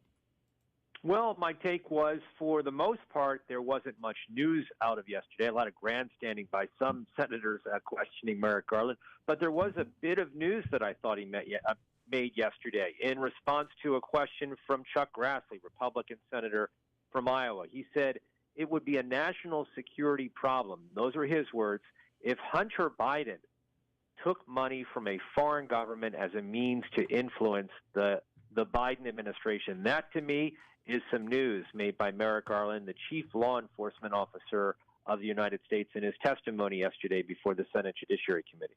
How much has this been kicked down the road? I think I heard an interview with Jimmy Fallon with Bill Barr, who basically said, they investigated this. There was nothing there, but they almost felt that it was so close to an election that I almost feel like they took their foot off the gas. Your thoughts on that? Well, this investigation as it relates to Hunter Biden is being conducted by a holdover Republican U.S. attorney. He's the U.S. attorney for Delaware. He was held over so as not to influence the investigation, have an appearance of influence in the investigation. But the investigation has really taken a very long time. I don't know why it has taken this long to conclude. And in fact, Merrick Garland was asked that question as well by a number of senators on the Republican side yesterday. And he really had no good answers as to why it's taking so long for them to conclude their investigation. I want to switch gears to the origin of COVID. What are we learning? There's a lot of confusion out there, whether you're listening to the Energy Department or other organizations in the federal government, about the Chinese lab. Well, we have the DOE, the Department of Energy, and the FBI both agreeing that the origin of COVID was a laboratory in Wuhan, China. But that's just two agencies of the United States government, no definitive confirmation coming from the CIA or the Defense Intelligence Agency, and that's why the White House has been reluctant to essentially embrace what the DOE, the Department of Energy, and the CIA and the FBI have come to conclusions, and that's what the FBI director said in an interview earlier this week on Fox News. Bill, I need to go now that we're at the top of the hour. I wish I could talk a little longer. We're backed up, and we'll do it again next week. Yeah, John, thank you so much. We will. Thanks a lot, we Bill. Appreciate Talk to you it. then. Bye-bye. John Decker, who is the White House correspondent, chief White House correspondent for Gray TV, as we have hit the top of the hour. WIBX, Utica, Rome, it's 9 o'clock. Flash bombs and tear gas canisters explode in the Greek capital Athens as police confront protesters armed with rocks. Angry citizens demanding a full and open investigation into the tragedy that shocked a nation. Fox's Jonathan Savage. Secretary of State Anthony Blinken had a 10-minute meeting today with his Russian counterpart, reiterating the U.S. will support Ukraine for as long as it takes. They talked on the sidelines of a meeting of G20 countries in India. Republican Congressman Michael McCall chairs the House Foreign Affairs Committee and tells Fox, I hope the Secretary will be very stern and give a stern message and warning about the genocide occurring in Ukraine, the killing, the loss of innocent lives. They're mourning a murdered officer in Chicago. Very difficult time for the Chicago Police Department. We're heartbroken. Superintendent David Brown, the suspect who was being chased, was also shot and is in critical condition. Alec Murdaugh's defense will give closing arguments this morning at his murder trial in South Carolina. Attorney Dick Harpootlian will say someone other than Murdaugh killed his wife and son. His argument comes a day after the state said a storm of lies is what Murdaugh used to confuse those close to him about money and homicide. Fox's Gernal Scott. America's listening to Fox News. Hey, if you're in the market for a new firearm, well, you're not going to do better than one made by our great friends at Henry Repeating Arms. And by the way, you're looking for something light and easy to transport, you got to check out their U.S. Survival Rifle. Now, you can take it apart, put it back together in seconds when you need to. It's compact, so you can carry it everywhere, only 3.5 pounds, just 16 inches when it's disassembled. Now, it comes in black and 3 types of camo, and it's affordable. You can pick one up from between $250 and $400, depending on the finish. And like all Henry firearms, they're made in the U.S., and they're backed by a lifetime satisfaction guarantee. As a matter of fact, you can watch a few video reviews. Just go to henryusa.com/survival. That's henryusa.com/survival. And while you're there, make sure you order your free catalog. You get free decals, over 200 models to choose from. You can't go wrong with any of them. henryusa.com. Get your free catalog, free decals, and a list of dealers where you are. Check out the U.S. Survival Rifle. River Hills Properties remains the fastest-growing real estate company in Central New York. This is Bill Keeler. When my wife and I decided we were selling our home, we chose River Hills Properties for several reasons. One of them because the listing agent is there every time we show the house. That made all the difference in the world. The book, 30 to 100 pages filled with everything about